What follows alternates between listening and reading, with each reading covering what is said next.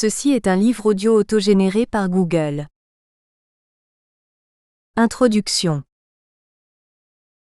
Les politiques forestières rattrapées par la mondialisation, contraintes et opportunités. Marie-Claude Smouts. L'Afrique exclue de la mondialisation, l'Afrique oubliée, l'Afrique marginalisée. L'image est répandue ad nauseam. À s'en tenir au seul volume des flux économiques et financiers, à une définition réduisant la mondialisation à la libre circulation des capitaux et la domination croissante des économies nationales par les marchés financiers mondiaux, l'Afrique serait hors jeu. Le processus de globalisation financière qui caractérise aujourd'hui la mondialisation la tiendrait à l'écart sauf en ce qu'il a de moins reluisant, blanchiment d'argent et trafic en tout genre. La part infime de l'Afrique dans le commerce mondial du bois et du pétrole ne suffirait pas à la sortir de cette marginalisation. L'Afrique compte peut-être pour rien dans la recomposition du capitalisme mondial, mais elle n'est pas épargnée par le phénomène, bien au contraire. Tout d'abord, la mondialisation ne se réduit pas à des flux de capitaux et de marchandises. Elle diffuse la représentation d'un monde fini qui suscite de nouvelles exigences internationales et pèse en retour sur les choix politiques internes. S'agissant des forêts, l'imaginaire du patrimoine commun de l'humanité globalise les enjeux et soustrait l'exploitation forestière au ressort exclusif de la politique des États. La mondialisation perturbe aussi les modes établis d'exercice du pouvoir en introduisant de nouveaux acteurs et de nouveaux circuits dans les mécanismes de production, de décision et de contrôle, à la fois sur la scène internationale et sur la scène interne. En 2 décennies, les gouvernements et les populations éberluées ont vu s'abattre sur un patrimoine forestier qu'ils croyaient leur dénué d'intervenants, de sigles, de projets et de recommandations leur disant ce qu'il fallait faire pour leur bien, celui de leurs enfants et celui de la planète tout entière. Enfin, la nécessité de se placer dans un marché globalisé incite à de nouvelles réflexions sur les moyens et finalités de la compétitivité économique et du développement. Quel rôle donner à la forêt dans les économies africaines aujourd'hui ? Les politiques forestières en Afrique francophone sont au cœur d'un rapport à la mondialisation que l'on aurait tort d'analyser en termes de pure dépendance. La relation bien sûr est asymétrique. La mondialisation intéresse l'Afrique bien plus que l'inverse, mais elle n'est pas subie passivement. Quantité d'acteurs locaux s'en emparent et en usent, espérant transformer la contrainte réelle en opportunité potentielle. Le jeu entraîne inévitablement rupture et conflit, sans que l'on voie bien encore ce que seront les nouveaux équilibres. Le choc des représentations. De la scène mondiale sont venus un grand nombre de concepts destinés à guider les politiques forestières. Développement durable, gestion forestière durable, transparence, bonne gouvernance, etc. Dans le même temps, la mondialisation faisait triompher l'idéologie du marché, de l'initiative privée, du désengagement de l'État. Dans un curieux rapprochement, ONG et institutions financières internationales se sont retrouvées pour dénier aux dirigeants africains, corrompus, et aux élites sur lesquelles ils s'appuyaient, clientèle, la faculté de définir souverainement le bien collectif sur leur territoire. Au nom de l'éthique et d'un bien mondial supérieur, conservation de la biodiversité, préservation des grands équilibres écologiques, intérêt des générations futures, la définition des règles d'affectation de l'espace forestier et des bénéfices qui lui sont attachés a été placée sous surveillance mondiale. Sous la pression des bailleurs de fonds et tout particulièrement, de la Banque mondiale, les États africains ont été amenés à réformer leurs institutions dans le secteur forestier, à revoir le cadre juridique dans lequel se plaçait la gestion de leurs forêts, à réviser les systèmes d'attribution des concessions et de permis de coupe, à définir des règles d'exploitation industrielle plus précises et plus claires, à mettre sur pied des mécanismes de contrôle des activités illégales, à augmenter leurs recettes fiscales. La contrainte de marché et la nécessité de satisfaire des conditions éthiques de production et de gestion pour s'insérer dans un commerce du bois mondialisé et répondre à la demande de consommateurs plus sourcilleux, n'est pas la plus grande contrainte. La demande pour des produits certifiés est encore faible et le marché mondial absorbe n'importe quoi. La vraie contrainte est celle que les bailleurs de fonds font peser sur des États sous ajustement structurel et lourdement endettés. Les visées, valeurs et solutions imposées par les institutions financières internationales se conjuguent à la pression des organisations de défense de la nature, pour former une sorte de loi sur plane-bande ne laissant subsister que des lambeaux de souveraineté. Les États africains francophones n'ont jamais eu la maîtrise totale des 3 leviers majeurs du pouvoir en matière forestière, la structure de production, qui produit quoi, sous quelles conditions et avec quelle méthode, la structure financière, quels investissements et quelles recettes fiscales, la structure du savoir et de la formation technique. La mondialisation n'a fait qu'amplifier le phénomène et le rendre plus complexe en modifiant le nombre et la composition des acteurs. Les gouvernements n'ont pas la maîtrise technique des régulations entre l'autorité politique et les acteurs privés.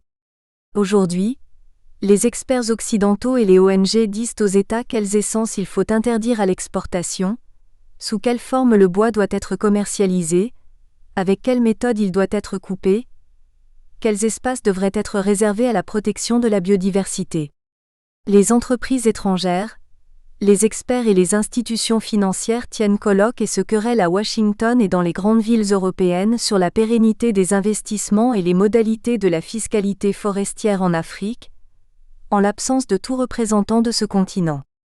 Les ONG occidentales, le World Resources Institute, Global Witness par exemple, se proposent pour renseigner les États sur ce qui se passe sur leur territoire forestier pour former les agents de contrôle des ministères de la forêt. Il arrive que de l'assistance bilatérale et multilatérale soit fournie pour aider à simplifier la rédaction de codes forestiers, qui ont été rédigés par d'autres experts bilatéraux et multilatéraux, mais que pratiquement personne ne connaît dans les pays concernés, afin de permettre au secteur privé d'avoir un résumé compréhensible des différents aspects de la loi régissant ses activités. Vous devez, il faut, vous devez. L'accumulation des injonctions pour une cause que les acteurs politiques n'ont pas encore totalement assimilée, et qui va à l'encontre souvent de leurs intérêts immédiats, ne va pas sans susciter des réactions. L'imaginaire occidental véhiculé par le discours mondial sur la forêt tropicale produit en retour un effet de mémoire, l'ID 2002. Le souvenir de la domination coloniale est ranimé, parfois instrumentalisé, et des manifestations de crispation se font sentir. Pourtant, l'opposition frontale n'est pas le mode de résistance le plus courant. Depuis qu'ils sont soumis au programme d'ajustement structurel, les pays africains francophones sont passés maîtres dans l'art du contournement. Pour repousser les potions amères, le coût d'un bras de fer avec les bailleurs de fonds est trop élevé. Mieux vaut accepter de jouer le jeu, reprendre le discours dominant, le tenir aux populations, obtenir les compensations qui l'accompagnent et trouver dans les modalités de mise en œuvre des arrangements qui ménageront les intérêts établis. Le premier rapport récapitulatif de l'Observateur indépendant sur l'application de la loi forestière au Cameroun est éclairant à cet égard. Presque à chaque page, il est signalé que des activités importantes d'exploitation forestière illégale ont été constatées par les missions indépendantes, que les missions de contrôle nécessaires n'ont pas toujours été effectuées par les services du ministère de l'Environnement et des Forêts, MINEF, et lorsqu'elles ont eu lieu et ont conduit à établissement de procès-verbaux, très souvent la procédure est restée sans lendemain, Global Witness 2002. Qui croira que la faiblesse des moyens du MINEF et les dysfonctionnements administratifs sont l'unique explication de ces défaillances ? Un discours ostentatoire sur les bonnes pratiques forestières est tenu par les gouvernements, sous le couvert duquel les pratiques les plus diverses se mettent en place selon les différents contextes locaux. D'un nouveau système mondial de référence plus ou moins intériorisé émergent quelques pratiques communes. Refonte des institutions du secteur forestier, interdiction presque générale des exportations de grumes, le Gabon faisant exception, volonté de transformation locale plus poussée, réforme de la fiscalité, augmentation des zones de conservation. Il est difficile de savoir ce qui s'inscrit dans une évolution de fond porteuse d'une nouvelle dynamique forestière, et ce qui relève d'une stratégie de survie de la part d'États faibles et d'élites aux abois. La recomposition de l'espace politique. La mondialisation a changé les données de la compétition interne sur les espaces forestiers, en ouvrant à la subjectivité des acteurs locaux des canaux d'information et d'action jusque-là inconnus. Soumis dans leur pouvoir et leurs prétentions aux exigences combinées, et parfois contradictoires, de l'ajustement macroéconomique et du développement durable, les gouvernants n'ont qu'une faible marge de manœuvre. Certes, l'État demeure en dernier ressort le maître du droit, de son contenu et de son application. En s'appuyant s'il le faut, sur des opérateurs privés pour remplir ses fonctions, douane, police, inspection, il peut imposer sa législation et sa fiscalité aux investisseurs étrangers. Il lui est beaucoup plus difficile de se faire respecter par ses notables et ses propres administrations. Dans un contexte où l'administration nationale est dévalorisée et l'économie formelle défaillante, les ambitions ont tendance à chercher ailleurs que dans une hypothétique bonne gouvernance, les moyens de s'intégrer dans la mondialisation tant vantée par les riches des pays riches. Aujourd'hui, l'État fragilisé est devenu moins rémunérateur. La mobilisation des ressources de l'ethnicité, et l'entrée dans des réseaux, fussent-ils des réseaux délinquants, semble une recette bien plus efficace et rapide pour accéder à la richesse et au pouvoir. Le Congo-Brazzaville, la Centrafrique, l'ex-Zaïre, le Burundi se sont ruinés dans les guerres intestines. La Côte d'Ivoire est au bord du gouffre. Le Cameroun n'est pas à l'abri demain d'une crise de grande envergure. Dans tous les cas, le pillage de la forêt et l'augmentation du trafic illicite de bois accompagnent les luttes de pouvoir. Et lorsqu'il y a conflit armé, l'approvisionnement en armes ne se fait plus, comme autrefois, par le truchement des grandes puissances mais par le recours à des réseaux mafieux opérant à l'échelle mondiale.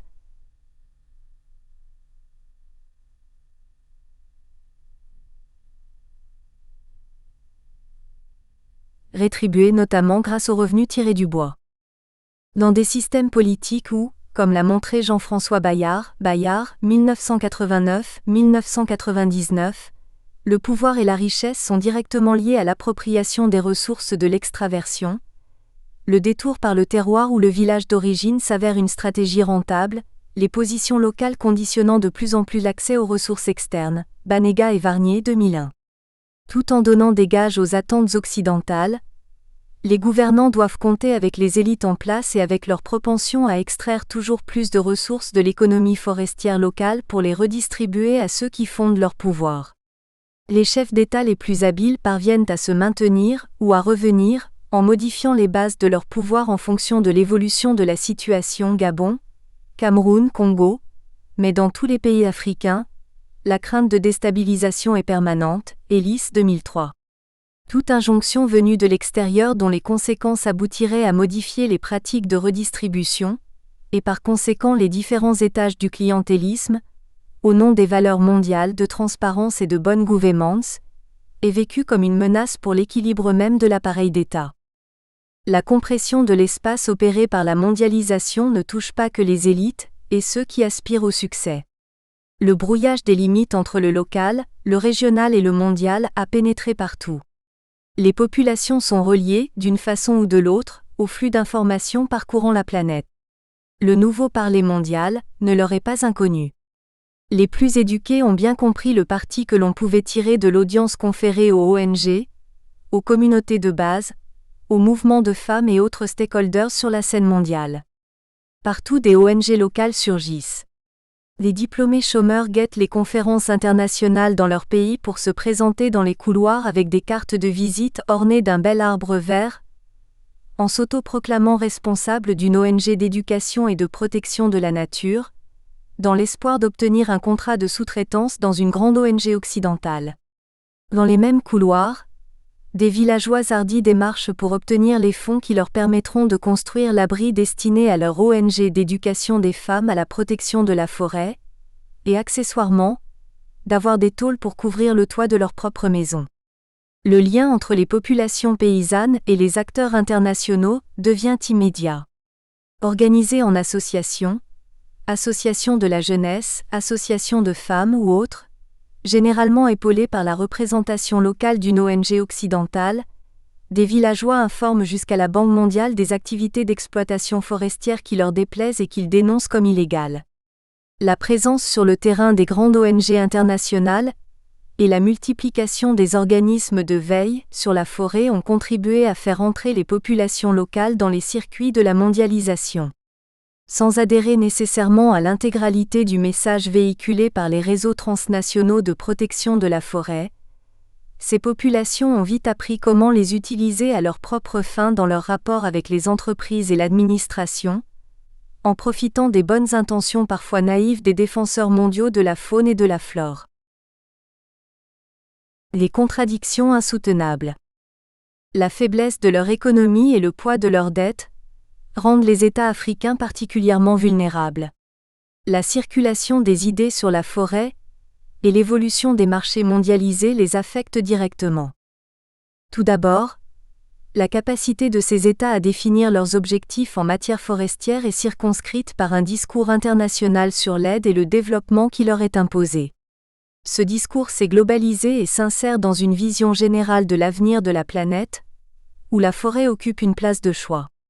En exploitant leurs ressources forestières, les pays africains sont censés gérer un bien commun de l'humanité au bénéfice des générations futures. D'où les exigences de transparence, de bonne gouvernance, d'augmentation des aires protégées, de gestion forestière durable, formulées par les bailleurs de fonds, qui s'en remettent de plus en plus aux ONG pour s'assurer de l'application de leurs prescriptions. La souveraineté territoriale n'est plus comprise comme le fait de ne pas avoir d'autorité supérieure à celle de l'État sur l'espace forestier national. Elle est comprise comme le fait, pour l'État, d'avoir une responsabilité particulière à l'égard d'un bien d'intérêt universel sur lequel la communauté internationale a un droit de regard. De son côté, la place grandissante accordée aux activités forestières dans les négociations internationales sur le climat contribue à déterritorialiser la forêt dans les représentations internationales. Il ne s'agit plus seulement d'un bien d'intérêt universel mais de puits et de sources, à englober dans un grand marchandage planétaire pour le développement propre, MDP. Que la forêt africaine soit très peu concernée par ces discussions n'y change rien. L'idée se répand. Le temps n'est probablement pas loin, où les pires artisans de la dégradation forestière en Afrique chercheront à se faire payer de la reforestation au titre du mécanisme de développement propre. Tandis que le discours international pousse à la gestion durable, sinon à la conservation, la vulgate néolibérale prône l'ouverture des marchés et l'insertion toujours plus grande dans le commerce mondial comme le meilleur moyen d'assurer le développement et de payer la dette.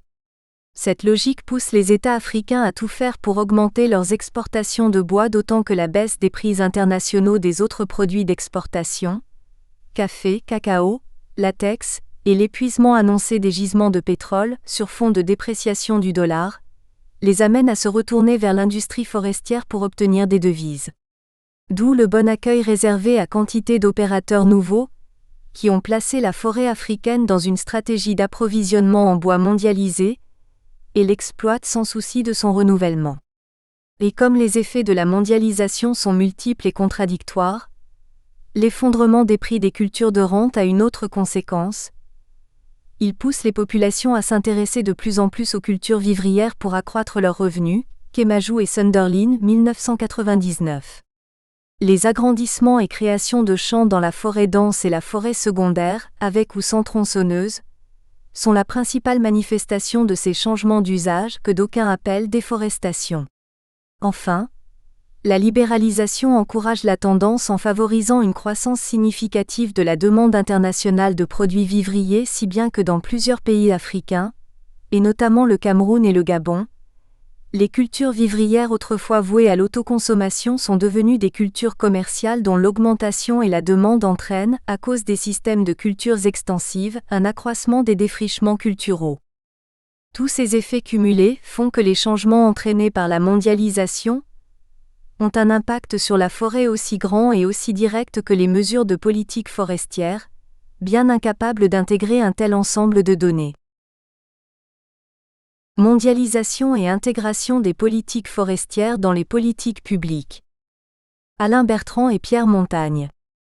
Dans l'état et la gestion locale durable des forêts tropicales en Afrique francophone et à Madagascar, nous avons analysé les mutations difficiles des politiques forestières vers la gestion locale des forêts par les populations riveraines dans le cadre de la décentralisation et du transfert de gestion. Le présent ouvrage des mêmes éditeurs poursuit la réflexion engagée et focalise l'attention sur de nouvelles pistes de réflexion. Quelles sont les conséquences de la mondialisation sur la formulation et la conduite des politiques forestières dans les pays d'Afrique francophone et à Madagascar ? Pourquoi et comment les politiques forestières de ces pays sont-elles Et seront-elles davantage intégrées dans les politiques publiques des États respectifs? Mondialisation et exigences pour de véritables politiques publiques forestières. Au début du temps de la colonisation française dans les pays d'Afrique francophone, l'État colonial était dans chacun de ces pays généralement squelettique. L'administration forestière, créée très tôt, même faible, était par la nature de sa fonction la seule administration coloniale à exercer une véritable présence sur le terrain. Il en résulta dans main des pays qui nous intéressent, une concurrence entre les administrateurs coloniaux, représentants de l'État et soucieux d'abord d'assurer le maintien de l'ordre, et les forestiers coloniaux qui souvent connaissaient aussi bien sinon mieux que les administrateurs le tissu social du monde rural qu'ils parcouraient. D'une certaine manière, cette concurrence explique pourquoi dans les pays d'Afrique francophone, les administrations forestières ont longtemps gardé, et gardent encore au moins dans les représentations sociales, une place à part par rapport à l'État. Un statut dérogatoire paramilitaire, le port de l'uniforme, l'armement, tous ces symboles encore présents dans certains pays comme le Niger par exemple expliquent cette position institutionnelle particulière de l'administration forestière. Mais depuis le temps colonial, le monde a changé et les pays d'Afrique francophone aussi. Et le rythme du changement s'accélère.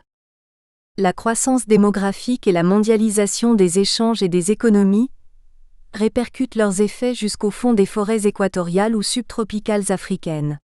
Malgré l'urbanisation rapide de l'Afrique, les besoins de terres nouvelles prises sur les forêts n'ont pas cessé de croître. Malgré la formidable mutation des agricultures africaines qui ont su grosso modo, sur tous les pays d'Afrique francophone, éviter les catastrophes alimentaires et faire face à l'impact de la croissance démographique, dans un contexte économique de plus en plus difficile du fait de la détérioration progressive des termes de l'échange et parfois de péjoration progressive du climat. Fouquet 2005i, les forêts des Afrique tropicale conservent largement un statut implicite de réserve foncière dans les représentations des populations africaines. Dans le même temps, la demande internationale pour les produits forestiers africains n'a pas faibli. Les flux se sont parfois réorientés d'un pays vers un autre, de la Nigeria il y a 50 ans vers le Ghana, puis la Côte d'Ivoire dans les années 70, puis les pays du bassin du Congo, mais les exportations, si elles ont commencé à changer de nature, n'ont pas faibli. Parallèlement, les préoccupations environnementales se sont développées, d'abord au niveau international, puis plus lentement dans les pays d'Afrique, avec un impact fort de lobbies ou d'ONG internationales prônant la conservation voire la préservation des forêts tropicales promues à ce titre au rang de patrimoine commun de l'humanité. Face à ces réalités et à des exigences contradictoires, les pays d'Afrique francophone et Madagascar ont répondu de façon différenciée en faisant évoluer leur politique forestière et de gestion de l'environnement et les réglementations correspondantes. Texier, 2002i. Il faut dire que chacun a connu un contexte particulier combinant de façon originale la montée des demandes sociales par rapport à la forêt, l'impact de l'économie et de la demande internationale, les pressions des lobbies environnementaux, la pression et les opportunités de la mondialisation. La montée des demandes sociales par rapport à la forêt. Les administrations forestières en Afrique francophone et à Madagascar se sont trouvées de plus en plus confrontées à la montée des demandes sociales, souvent simplement exprimées par des pratiques plus ou moins généralisées, le défrichement, les feux de brousse ou le pâturage en forêt par exemple, concernant la forêt. Ces demandes exprimaient une pression continue, politique, contre l'état antérieur des textes de la législation et de la réglementation forestière et contre l'exclusion et la répression des populations rurales héritées de la politique forestière coloniale et conservées lors des indépendances. Ceci fut particulièrement net au Mali, où les problèmes des populations avec l'administration forestière furent, dans la région de Sikasso, une des causes des troubles initiateurs de la chute du régime de Moussa Traoré. Mais les demandes sociales ne s'expriment pas seulement en interne dans les pays africains francophones et à Madagascar. Les 2 dernières décennies ont vu les ONG internationales environnementales et de nombreux scientifiques des pays du Nord réclamer sous des prétextes divers un droit d'accès voire même un droit de regard sur la gestion des espaces naturels et des ressources environnementales et en particulier forestières dans ces pays. Dans le même temps, les forêts apparaissaient comme toujours plus indispensables à la suivi quotidienne des plus pauvres et des catégories sociales les plus démunies, en particulier dans les pays d'Afrique. Kaimowitz, 2002-3. Mondialisation et nouvelles demandes sociales. On assiste ainsi au travers de la mondialisation à une confrontation de multiples représentations sociales concernant les forêts et l'environnement. Les représentations anciennes dominantes au sein des administrations forestières considéraient les forêts comme des espaces communs nationaux, inclus dans le domaine, privé ou public, de l'État et relevant de la gestion administrative au nom de l'intérêt commun. La persistance du conflit latent entre les administrations forestières et les populations locales a remis en avant les représentations coutumières différenciées des populations selon les zones, les pays, les groupes ethniques, etc., et leurs fonds communs d'espace collectif, de commun, Ostrom et al., 2002 IV, de plus en plus menacés par des dynamiques d'appropriation individuelle voire d'expropriation environnementale. Dans le même temps, la mondialisation s'impose même pour les forêts. L'exploitation du bois d'œuvre est largement conditionnée par l'insatiable demande chinoise et principale destination du commerce international des bois tropicaux, et aussi des bois tempérés.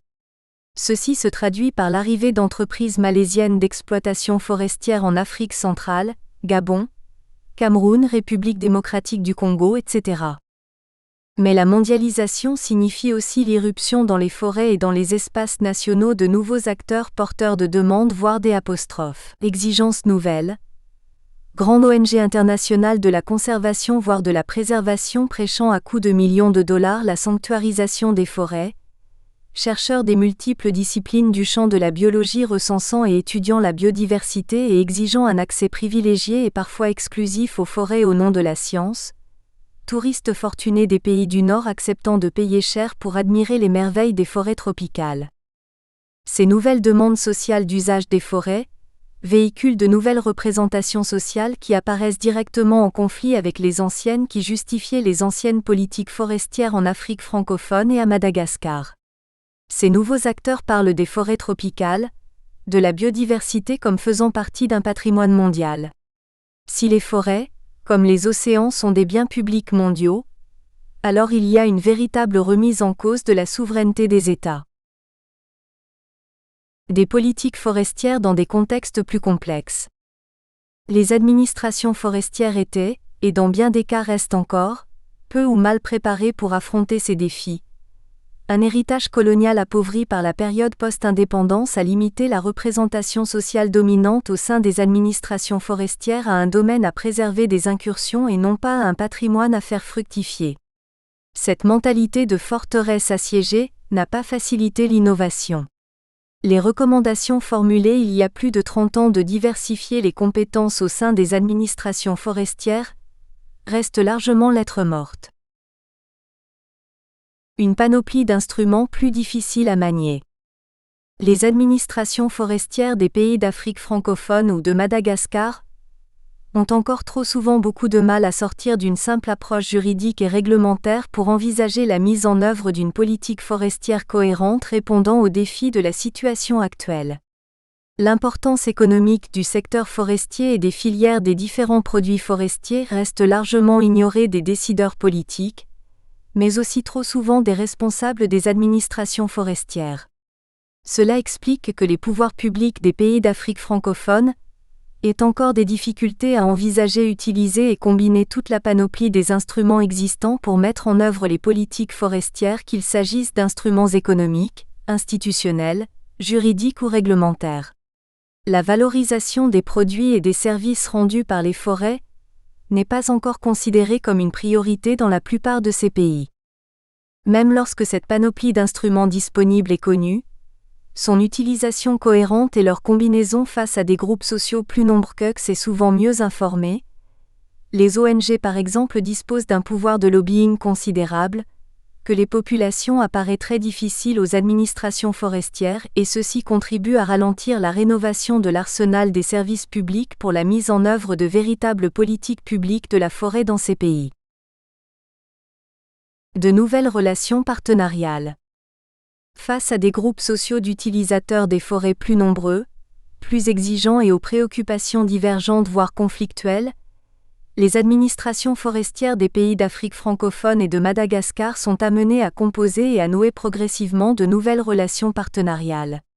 Les politiques forestières ne sont plus alors l'expression d'une autorité qui s'exprime, mais la résultante d'un processus de concertation voire de négociation. L'État passe progressivement à une approche publique partenariale et de participation. Ce processus est encore renforcé par la difficulté qu'éprouve l'administration forestière à traduire dans les faits la généralisation de l'aménagement forestier et la diversification des modes délégués de gestion des forêts. L'élargissement du champ des politiques forestières. Dans le même temps, le champ des politiques forestières qui avait tendance à se rétrécir depuis l'avènement des indépendances tend de nouveau à s'élargir du fait de l'intégration de la politique forestière dans les politiques environnementales et de développement, et sous la pression des groupes sociaux externes que sont les lobbies environnementaux des grandes ONG de la conservation et les institutions de recherche sur la biodiversité. Pendant toute une première période, les ONG de la conservation ont souvent poussé, et poussent encore dans certains pays, pour soustraire à la gestion des pouvoirs publics et de l'administration forestière la gestion des aires protégées. Il en est souvent résulté des relations difficiles entre politique forestière et politique de conservation. Il semble que dans certains pays d'Afrique francophone certaines choses changent à ce sujet. S'oriente-t-on ici ou là vers une difficile et encore improbable synthèse ? Plan de l'ouvrage.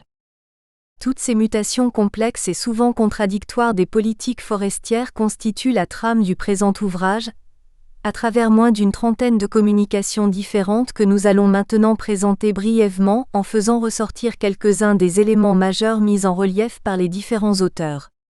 La diversité des textes et des thèmes des contributions ne nous semble pas nuire à la cohérence d'ensemble de l'ouvrage.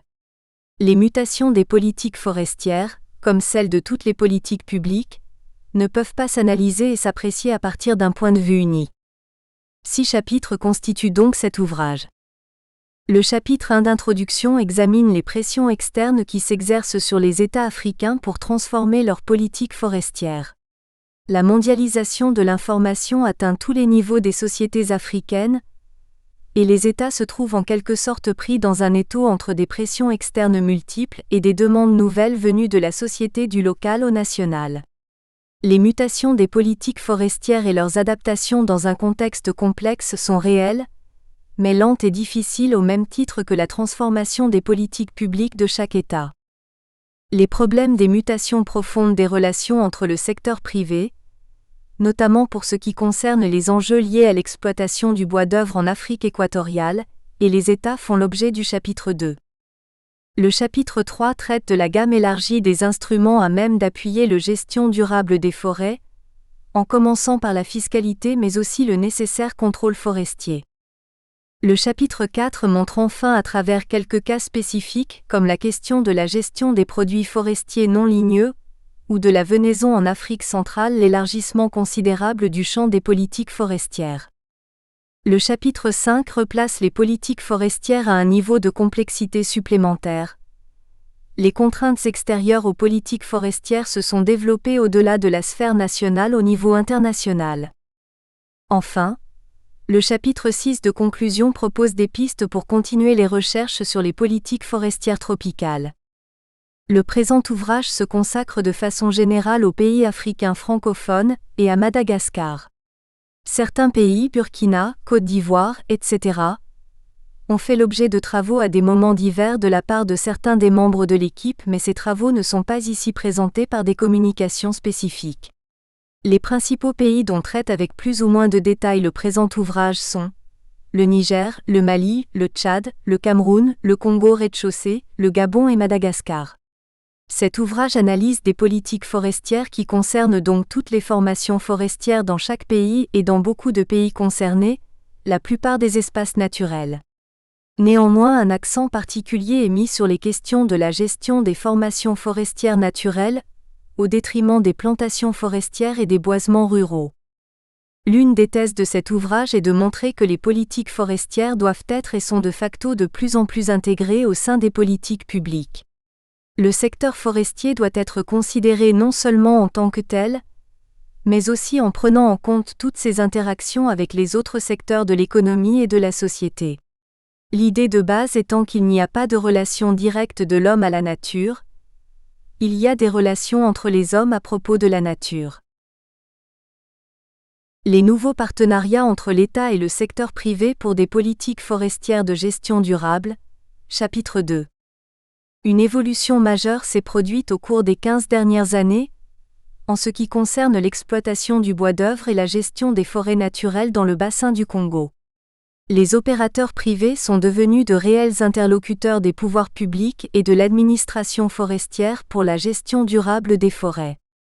Cette évolution résulte directement du choix fait de mettre l'ensemble des massifs forestiers sous aménagement durable, ce qui a imposé aux États de déléguer sur une base contractuelle la réalisation des aménagements aux grandes sociétés d'exploitation forestière.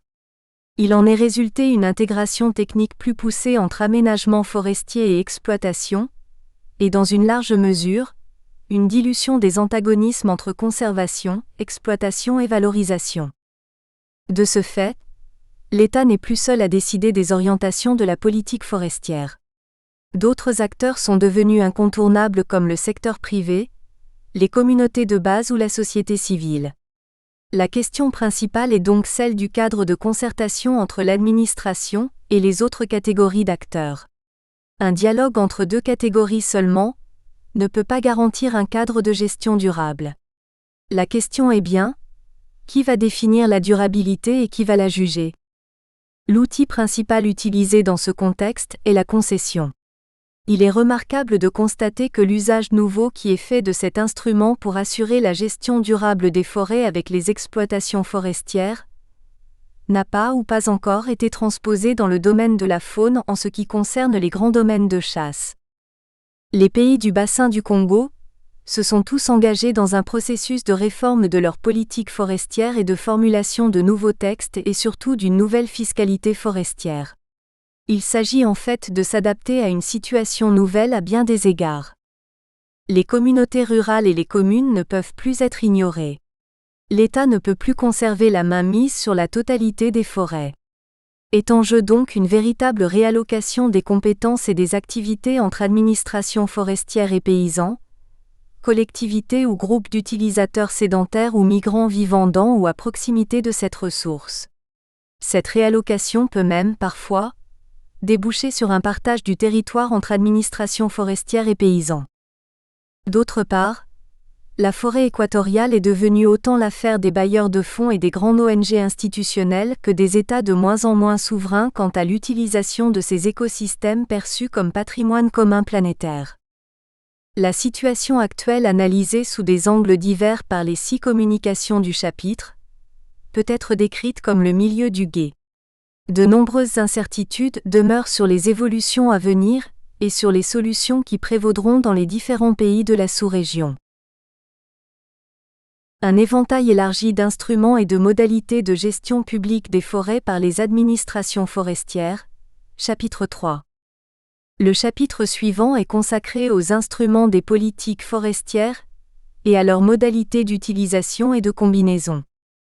Les instruments disponibles sont plus nombreux et mieux connus, mais leur combinaison relève toujours d'un choix qui caractérise la responsabilité du politique et qui renvoie à la nécessaire cohérence avec les choix globaux de la politique publique. Une première communication d'Alain Carsanti traite du rôle controversé de la fiscalité dans la gestion des forêts tropicales productrices de bois d'œuvre. Selon lui, il convient de distinguer au sein de la fiscalité forestière 2 familles d'instruments. Les redevances, contrepartie de l'usage marchand d'une ressource naturelle renouvelable qui est un patrimoine national, et qui sont d'abord des outils de collecte de rente. Les taxes forestières, qui doivent être considérées principalement comme des instruments d'orientation des pratiques d'exploitation et de gestion de la ressource forestière tout au long de la filière. Ce qui est en débat à ce sujet, c'est évidemment le niveau total de la taxation forestière mais aussi la répartition entre les 2 catégories de la fiscalité forestière. C'est sur cette base qu'il analyse les options retenues par la Banque mondiale. Vient ensuite une communication qui insiste sur les différentes catégories des instruments des politiques forestières et qui les examine selon quelques questions majeures. Les critères de choix des instruments, entre les préconisations de la théorie et le champ des possibles. Le lien qui peut être fait entre élaboration de ces instruments et efficacité au stade de l'application. L'apprentissage de ces instruments dans de nouveaux contextes, comme celui de la décentralisation en cours dans de nombreux pays, ou celui de l'émergence des discours sur la participation. La troisième contribution explique la nécessité de recourir à des instruments économiques incitatifs comme la fiscalité différentielle, pour gérer les filières largement informelles du bois-énergie dans les pays sahéliens. Les choix politiques déterminent in fine l'application efficace des mesures prises ou limitent parfois de façon drastique leur effet à un simple affichage. La communication suivante présente un rapide bilan des évolutions du contrôle forestier appliqué au bois-énergie, et plus particulièrement dans le cadre de la mise en œuvre des stratégies énergie domestiques, dans les pays du Sahel, Niger, Mali, Tchad, ainsi qu'à Madagascar. C'est par une politique globale que le contrôle forestier peut atteindre des résultats probants, et l'expérience montre que des actions ponctuelles et limitées ne conduisent qu'à des résultats éphémères. La question du contrôle forestier est une question centrale à l'heure actuelle pour la mise en œuvre effective des nouvelles orientations des politiques forestières. C'est bien souvent le dernier verrou que les groupes d'intérêt bénéficiaires du statu quo veillent à laisser largement ouvert pour conserver leurs avantages. Enfin, une dernière communication expose les instruments utilisés en Indonésie pour inciter aux plantations forestières et fait le bilan de leur efficacité, explorant par là même d'autres possibilités d'action. L'efficacité des instruments économiques incitatifs dépend largement de conditions sociales et politiques, et de l'influence que peuvent avoir différents groupes d'intérêt sur le fonctionnement de l'État et de son administration. De nouveaux enjeux différenciés et élargis pour les politiques forestières, chapitre 4. Le champ des politiques forestières s'est considérablement élargi dans l'ensemble des pays examinés dans le cadre de cet ouvrage. Elle ne concerne plus un seul aspect, la protection contre les défrichements et le pâturage au Sahel ou l'exploitation et l'exportation du bois d'œuvre en forêt dense, mais elles sont en voie de prendre en compte le pluralisme des usages forestiers et des acteurs sociaux concernés par l'ensemble des espaces forestiers, voire même des espaces naturels, des zones humides et des zones sèches. Le chapitre 7 est consacré à examiner différents aspects de cet élargissement progressif des problématiques des politiques forestières dans différents pays. La première communication insiste sur la nécessité de considérer le secteur forestier comme un secteur économique, devant être géré par les politiques publiques en cohérence avec la gestion des autres secteurs de l'économie, en particulier avec le secteur de l'énergie ou avec le secteur de l'agriculture. Les sociétés africaines vivent des mutations sociales et économiques rapides et majeures qui bouleversent, et vont continuer de le faire, les usages des ressources forestières. Les sociétés s'adaptent mais les administrations doivent anticiper sur ces évolutions.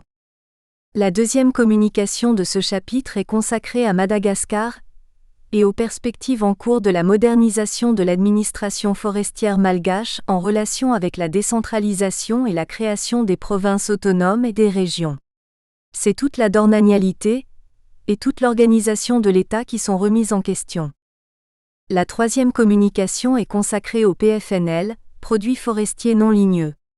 Au-delà du choix consensuel et politiquement correct de valoriser les PFNL au profit des populations locales, comment et avec quels instruments organiser une gestion publique efficace des différentes catégories de filières identifiées dans la grande diversité des PFNL.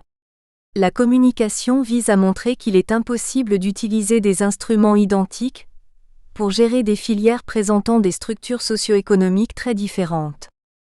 La quatrième communication examine la place de la venaison dans l'économie forestière des pays du bassin du Congo, selon une démarche qui rappelle celle utilisée dans les années 70 à propos du bois-énergie. Révéler l'importance économique réelle, analyser le fonctionnement des filières pour pouvoir ensuite proposer les modalités possibles d'une gestion publique plus durable des ressources concernées. Cette communication discute et remet largement en question la crise de la venaison, Bushmeat Crisis des Anglo-Saxons, qui fait les choux gras de certains groupes écologistes pour pousser à davantage de préservation des forêts denses. Les deux dernières communications du chapitre traitent des difficultés des réformes des administrations forestières et d'un certain nombre de recommandations pour la gestion durable des ressources forestières tropicales dans le cadre de la décentralisation et de la participation. Influence extérieure sur les politiques forestières, chapitre 5. Le chapitre 5 examine de quelle manière la mondialisation et les conventions internationales apparaissent comme des contraintes ou des opportunités pour la définition des politiques forestières des pays d'Afrique francophone et de Madagascar. La mondialisation ne débouche pas inéluctablement sur l'uniformisation. La prise de conscience d'enjeux de portée globale comme le changement climatique, la gestion durable de la biodiversité, la société de l'information et les responsabilités socio-économiques intergénérationnelles liées au développement durable posent de nouveaux défis aux États pour la mise en place de leurs politiques forestières, mais l'avenir n'est pas écrit de façon univoque et irrémédiable. Les États ont s'ils le souhaitent des espaces de liberté pour définir des réponses et des cadres de solutions endogènes à tous ces défis. La lutte contre la pauvreté et l'équité des opportunités de développement sont devenus des thèmes centraux et prioritaires des bailleurs de fonds. Le discours dominant établit des relations étroites entre la pauvreté et la gestion des ressources renouvelables. Les pauvres sont très dépendants des ressources renouvelables, qui sont indispensables à leur survie. De façon implicite, ils sont donc souvent considérés comme les principaux acteurs de la dégradation des ressources renouvelables et en particulier de la déforestation des forêts tropicales. Le transfert de la gestion des ressources aux communautés rurales permet une meilleure valorisation des ressources renouvelables au profit des producteurs primaires ruraux. Il constitue donc une porte d'entrée efficace pour les populations rurales dans un processus de développement économique local. Ce développement économique local suffit dans de nombreux cas à débloquer la sortie des sociétés rurales hors de la pauvreté, à condition de s'inscrire dans des processus de décision et d'action véritablement autogérés et d'inclure des mesures protégeant les droits et les intérêts des plus faibles, comme les femmes. Ce n'est sans doute pas un hasard s'il n'existe pas de convention internationale sur les forêts. Cette absence d'un instrument juridique mondial dont les forêts soient le sujet central a comme résultat qu'une dizaine de traités internationaux concernent plus ou moins directement les arbres et les écosystèmes forestiers. Ruiz, 2001v. L'ampleur des enjeux et les divergences n'ont pas permis d'aller plus loin que l'adoption des principes forestiers. Déclaration de principe, non juridiquement contraignante mais faisant autorité, pour un consensus mondial sur la gestion, la conservation et l'exploitation écologiquement viable de tous les types de forêts. 7 communications composent ce chapitre 5. La première examine l'influence de la Convention climat sur la définition des politiques forestières des pays africains. De nouvelles contraintes vont s'imposer, de nouveaux enjeux apparaissent, mais aussi de nouvelles opportunités se présentent. Les pays africains doivent évaluer à chaque moment le niveau des contraintes et des opportunités, et définir ainsi leurs actions autonomes. La deuxième communication examine le champ des possibles juridiques pour une définition autonome et endogène d'une politique forestière malgache, en tenant compte des contraintes externes à Madagascar. De réelles possibilités d'autonomie juridique existent d'ores et déjà, qui ne pourront être utilisées par la société malgache que si elle évalue précisément ses possibilités de législation autonome pour répondre à ses besoins propres. La troisième communication, également consacrée à Madagascar, analyse la façon dont ce pays a intégré la Convention sur la diversité biologique comme un élément majeur de sa politique forestière et identifie les défis auxquels il est maintenant confronté. La quatrième communication est consacrée à l'exploitation forestière illégale, qui est devenue en peu d'années un thème majeur de l'intervention pour la conservation, voire pour la préservation d'un certain nombre de grandes ONG internationales. L'auteur expose que le développement de l'exploitation illégale est le résultat naturel de certaines politiques forestières et de l'utilisation de certains instruments. C'est en ces termes. Les bailleurs de fonds internationaux ont mis en place différents instruments pour appuyer les transformations souhaitées des politiques forestières nationales, en relation avec les orientations qu'ils promeuvent. Parmi ceux-ci, les PFN, plans forestiers nationaux, dont le financement et l'élaboration ont été confiés à la FAO. La cinquième communication expose la conception actuelle des PFN. La 6e examine brièvement le contexte et les modalités de la préparation du PFN du Niger en 2004. La 7e communication, enfin, expose les orientations et les recommandations actuelles de la Banque mondiale dans le domaine des politiques forestières face aux grands défis actuels de la gestion durable des ressources mondiales, de la réduction de la pauvreté et du développement. L'intégration des politiques forestières dans les politiques publiques, chapitre 6. Le chapitre 6 ébauche quelques conclusions et diverses recommandations au terme d'une analyse qui montre que l'évolution en cours des politiques forestières africaines est très largement inachevée. La politique forestière doit s'inscrire de façon cohérente dans le contexte général de la politique publique, et en particulier des politiques sectorielles qui concourent à l'utilisation rationnelle de l'espace. Les efforts d'intégration des nouvelles politiques forestières dans une concertation intersectorielle, qui ont caractérisé par exemple la politique forestière au Niger, au Mali et à Madagascar avec d'une part l'élaboration de plus en plus concertée des schémas directeurs d'approvisionnement urbain en bois-énergie, et d'autre part la prise en compte de la demande sociale des énergies domestiques dans un contexte de diversification sociale urbaine rapide et d'évolution contrastée des modes de vie. Les politiques forestières ne peuvent pas plus qu'il y a un siècle être conçues et instituées hors du cadre global de la politique nationale. L'analyse sectorielle strictement forestière ne peut conduire qu'à une impasse. Le chapitre 10 en conclusion de cet ouvrage ne comporte que 2 communications. L'une sur les défis posés à la recherche dans le domaine des politiques forestières. Il est indispensable d'avoir une approche intégrée des politiques publiques forestières. D'autre part, la gestion des ressources forestières tropicales ne nécessite pas, dans un contexte de réforme des politiques et des administrations forestières, moins d'État mais plutôt mieux d'État. Un élément important concerne les capacités requises du personnel des administrations forestières. La nécessité d'un recyclage systématique du personnel forestier en place et d'une véritable modernisation de ces services pour qu'ils puissent disposer de compétences multidisciplinaires nécessaires à leurs nouvelles fonctions. De nouveaux partenariats entre l'État et le secteur privé pour des politiques forestières de gestion durable. L'aménagement forestier, une communauté d'acteurs au rôle en constante mutation, l'exemple du secteur privé. Jean-Guy Berthaud. Les États, dépositaires des valeurs et des biens publics nationaux comme les forêts tropicales, régulièrement vilipendés pour leur laxisme par tous ceux qui n'ont de cesse de chercher à les dépouiller de leurs droits, voient aujourd'hui accourir à leur secours des alliés aussi inattendus que dotés d'une réelle motivation et de solides capacités de proposition.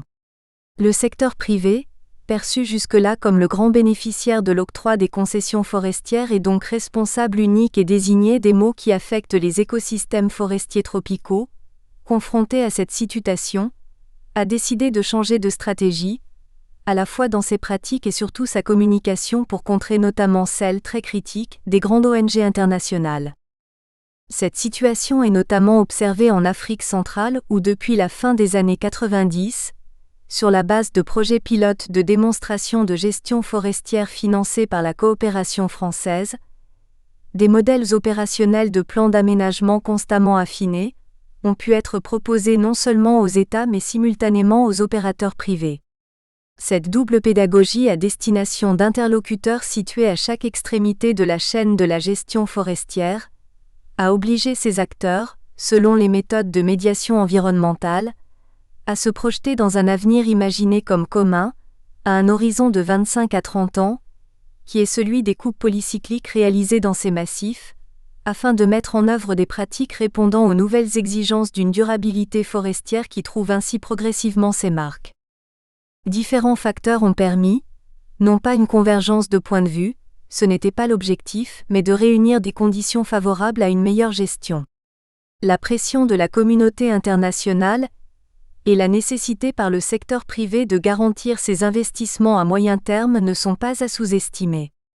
Mais c'est d'abord la prise de conscience croissante de la nécessité bien comprise de prendre en compte les intérêts de tous les acteurs de la filière, pour atteindre cet objectif de la durabilité, qui a permis au secteur privé de jouer un nouveau rôle et notamment de ne pas oublier les plus démunis et les plus spoliés dans la redistribution de la manne forestière. Pour répondre aux triples exigences sociales, économiques et écologiques prônées par les politiques de développement durable dans le domaine des ressources naturelles, le secteur privé a su remarquablement mettre en valeur son rôle d'acteur majeur dans les processus de développement de zones généralement enclavées, et avec le dynamisme qui lui est propre, se doter rapidement de structures techniques d'aménagement capables de répondre aux nouvelles normes d'une sylviculture prenant en compte l'écologie des espèces et des peuplements. Aujourd'hui, des ingénieurs et techniciens forestiers du secteur privé ont avec leurs homologues de l'administration un dialogue qui change les types de rapports entretenus par le passé, dialogue basé sur des connaissances partagées dans les domaines des sciences sociales ou du registre technique comme les méthodologies d'inventaire, les études de dynamique forestière, de sylviculture ou d'exploitation forestière à faible impact. Impliquant un ensemble d'acteurs maîtrisant de mieux en mieux les mêmes concepts, l'une des vertus de ce dialogue est de confronter en permanence la conceptualisation d'un plan d'aménagement à sa phase de réelle mise en œuvre et donc d'imaginer, conjointement, les possibles solutions. Ces propositions permettent ainsi une évolution constante des concepts d'élaboration du plan d'aménagement et assurent d'autre part la faisabilité des modalités pratiques qui y sont associées. Cette double démarche permet de ce fait de promouvoir une variété de réponses applicables à la diversité du milieu. Si la gestion des aires protégées a suivi une dynamique parallèle à celle des forêts à vocation de production, la gestion des concessions de chasse touristique ne s'est pas inscrite dans la même démarche. Cela démontre bien les limites à ne pas franchir trop rapidement dans le domaine de la comparaison entre la gestion des forêts tropicales et tempérées, ou les processus d'aménagement forestier, depuis le capitulaire de Charles Le Chauve qui en 887 prescrivait comme première règle qu'on lui rende compte des fauves tués dans chaque forêt, sont issus en droite ligne de concepts synégétiques. Ainsi, il est indéniable que beaucoup de chemins restent à parcourir en zone tropicale pour les concessions de chasse à vocation touristique. Néanmoins, de nombreux outils et méthodes sont aujourd'hui disponibles, développés dans des contextes analogues et qui devraient permettre, si une volonté politique le confirme, de corriger cette situation. L'aménagement forestier est certes un outil de gestion, mais aussi un mode de concertation où s'exprime une diversité de perceptions d'un milieu dont la mise en cohérence permet d'atteindre des objectifs qui peuvent quelquefois apparaître contradictoires. Depuis peu, les communautés locales, aujourd'hui, le secteur privé sont présents dans ces forats où les États doivent mener à bien face aux attentes de chacun, ce qu'il faut bien appeler une révolution forestière. Plutôt que de dénoncer leurs faiblesses et de dénigrer leurs contributions, veillons plutôt à aider ces États face à ce défi où la participation de chacune des parties prenantes constitue un gage de réussite. Les limites du partenariat État-secteur privé et le rôle des observateurs indépendants dans la régulation des concessions d'exploitation forestière et de chasse touristique. Alain Bilan et Hubert Boulet. Introduction. De nombreux pays francophones africains ont mis en place des mécanismes de concession pour exploiter leurs ressources naturelles. Historiquement, ce système est apparenté à celui qui était en vigueur au début du XXe siècle, lorsque la puissance coloniale administrait les territoires immenses placés sous son autorité, en concédant à des entreprises privées de son pays d'origine le droit d'exploiter et de mettre en valeur les ressources présentes sur ces territoires.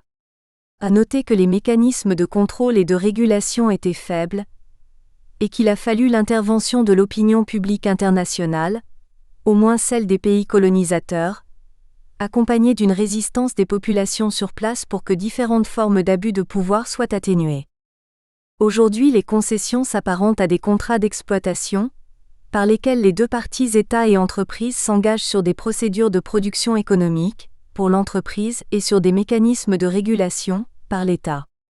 Il s'agit à la fois de garantir une viabilité économique suffisante de la production, qui est à la base de la survie de l'entreprise, et de générer des revenus réguliers pour l'État, prélevés sous la forme de taxes et de loyers.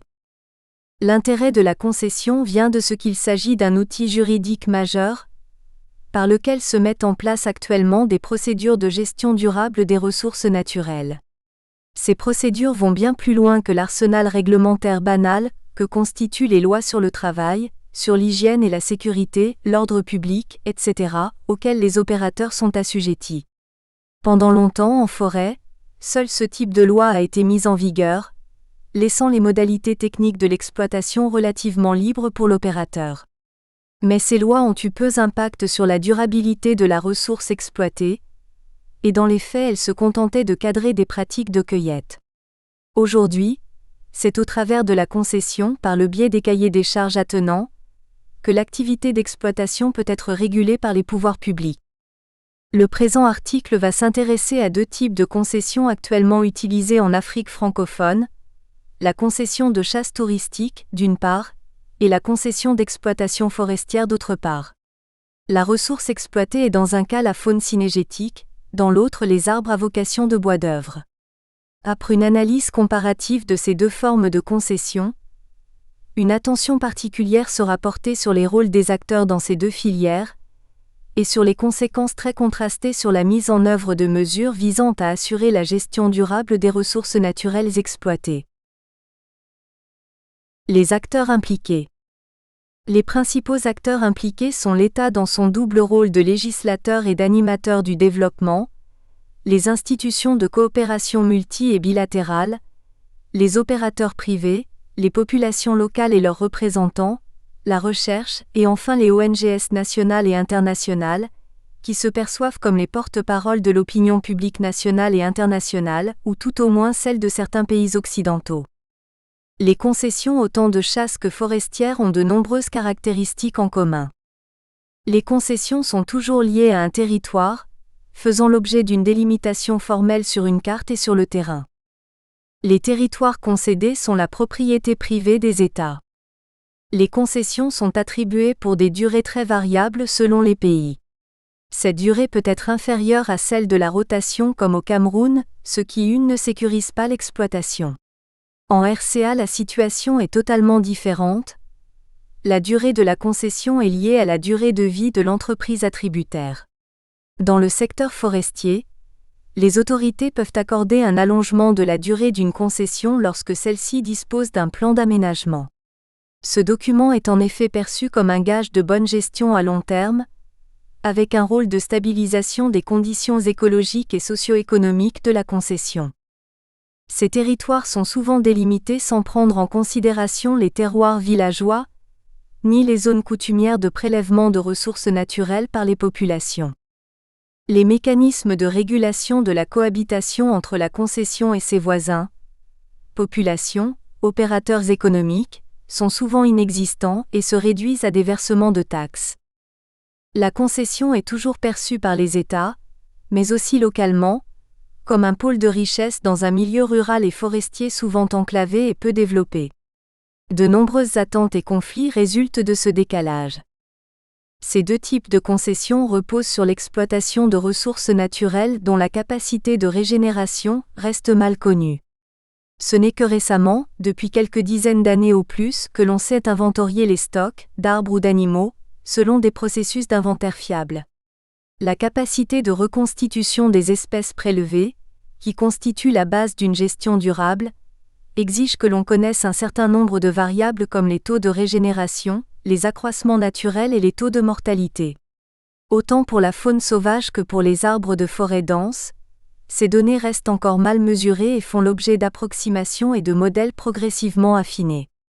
Ces données sont néanmoins indispensables pour passer de la simple cueillette à l'aménagement durable.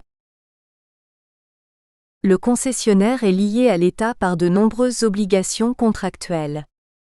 Une composante clé de ces obligations est le versement d'un loyer, généralement annuel, dont le montant est calculé en fonction de la superficie de la concession. Ce montant est fixé par l'État, et la base de son calcul fait l'objet de négociations périodiques avec les opérateurs. Cette base peut être fixe pour tout le pays, en quel cas les négociations peuvent porter sur la définition d'une partie utile, seule assujettie au loyer.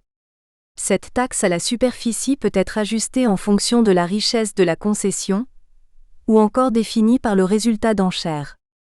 Une fois établie, cette taxe constitue une charge fixe annuelle pour l'entreprise, indépendante du volume de la production réalisée par l'opérateur. Une seconde composante est une taxe ou un jeu de taxes à caractère variable, car calculée sur les prélèvements effectifs par l'opérateur.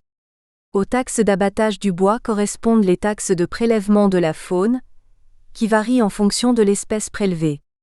Il revient à l'État de fixer et de réviser le montant de cette taxe, en tenant parfois compte des fluctuations des prix sur les marchés du bois ou de la grande chasse.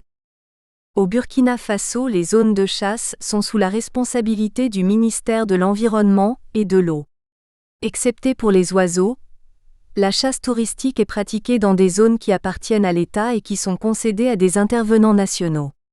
Les concessions peuvent être utilisées par deux types d'opérateurs, les concessionnaires et les guides de chasse, des cahiers de charges étant prévus pour chacun d'entre eux. La licence de guide de chasse est délivrée suite à un examen légal. Le concessionnaire est tenu de payer chaque année à l'État une licence comprenant les taxes de concession, d'exploitation et de gestion. Cette taxe est répartie à moitié entre l'État et les populations riveraines. Chaque village dispose en principe d'un comité villageois qui possède un compte bancaire créé sous l'initiative du département des eaux et forêts. Les sources de revenus de la chasse touristique proviennent de la location des zones villageoises aux chasseurs, de la moitié de la taxe de gestion du concessionnaire, des taxes d'abattage des oiseaux, 200 francs CFA oiseaux, de 75% des revenus des carcasses d'animaux de grande chasse tirés dans la zone située en bordure, d'un pourcentage sur le salaire de la main-d'œuvre fournie au concessionnaire. Les montants de ces diverses taxes encadrent totalement la capacité de l'entreprise à faire des bénéfices. Il faut noter que l'appréciation de la charge fiscale globale supportée par les opérateurs nécessite l'évaluation de toute la parafiscalité inévitable, comme les taxes de transport, d'entreposage, etc. Leur dosage est donc déterminant pour l'État, qui doit maximiser ses recettes sans pour autant étouffer les capacités de production des exploitants. Les facteurs externes étant fluctuants, cours des devises, marchés internationaux, etc., des révisions périodiques sont nécessaires. Nombre de conflits entre États et exploitants viennent du retard chronique de ces mises à jour. Les caisses de stabilisation peuvent avoir ce rôle de lissage de fluctuations des marchés. Un autre point de contrôle effectué par les États porte sur la qualité et la quantité des prélèvements autorisés par l'opérateur. Des règles fixées par l'État portent à la fois sur la dimension des individus prélevés et sur les quantités. Concernant les dimensions, le forestier se réfère ainsi à un diamètre minimum d'exploitabilité, DME légal pour chaque espèce, quand le chasseur est tenu de respecter un âge ou une dimension minimum pour ses captures. Des biais mal connus existent lorsque l'on assimile la dimension à l'âge. Un arbre de petit diamètre n'est pas nécessairement un arbre jeune. Les quantités prélevées font également l'objet d'une régulation par l'État qui attribue des quotas annuels pour la faune, ou des volumes guides pour le bois. Dans tous les cas, ces quantités sont attribuées après un inventaire par sondage de la ressource ciblée, selon des procédures en voie de standardisation. Le concessionnaire a obligation d'aménager le territoire concédé. Ce terme d'aménagement a pu prêter à confusion, car à l'origine il s'agissait essentiellement de réaliser un certain nombre d'infrastructures et d'entretiens permettant la mise en valeur de la concession, pistes, ponts, équipements sociaux, etc. Plus récemment, ce terme est utilisé pour la réalisation puis la mise en œuvre de plans d'aménagement durable, qui définissent en détail les modalités de l'exploitation en vue d'assurer la pérennité de la ressource naturelle. En ce qui concerne l'exploitation du bois, le plan d'aménagement est en passe de devenir une obligation pour la plupart des pays du bassin du Congo. Les législations post-coloniales précisaient qu'il était du rôle de l'État d'aménager ses forêts, en rédigeant leur plan d'aménagement par massif ou par concession. Entre-temps, la méthodologie de rédaction de ces plans s'est considérablement affinée, et les États se sont avérés incapables d'en assumer seuls les coûts.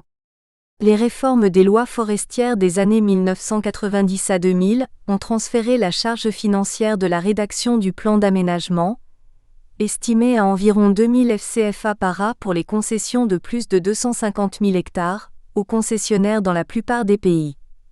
Cameroun, Gabon, Congo-Brazzaville, mais pas en RCA.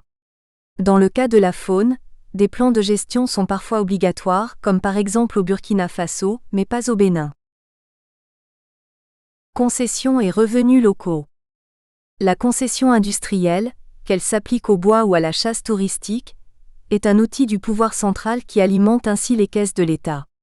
L'absence de retombées économiques au profit des populations locales, au-delà des salaires des employés de l'opérateur, a été soulignée de longue date et a fait l'objet de différentes réponses techniques et réglementaires. En Afrique orientale, les safaris de grande chasse ont commencé à voir le jour en forme organisée et commerciale à la fin du XIXe siècle.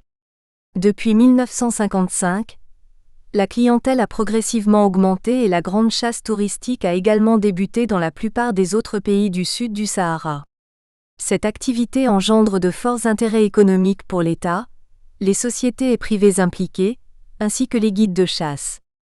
Cependant, les populations paysannes ne retireraient que très peu de bénéfices de la chasse touristique, excepté quelques personnes employées par les opérateurs de safari et ce en principe uniquement pendant les saisons de chasse. Cette situation a commencé à évoluer vers 1983 avec la création des zones campfire au Zimbabwe. Ce système a ensuite été adopté par certains autres pays tels que le Burkina Faso, Ranch Nazinga et la République centrafricaine, zone cynégétique villageoise.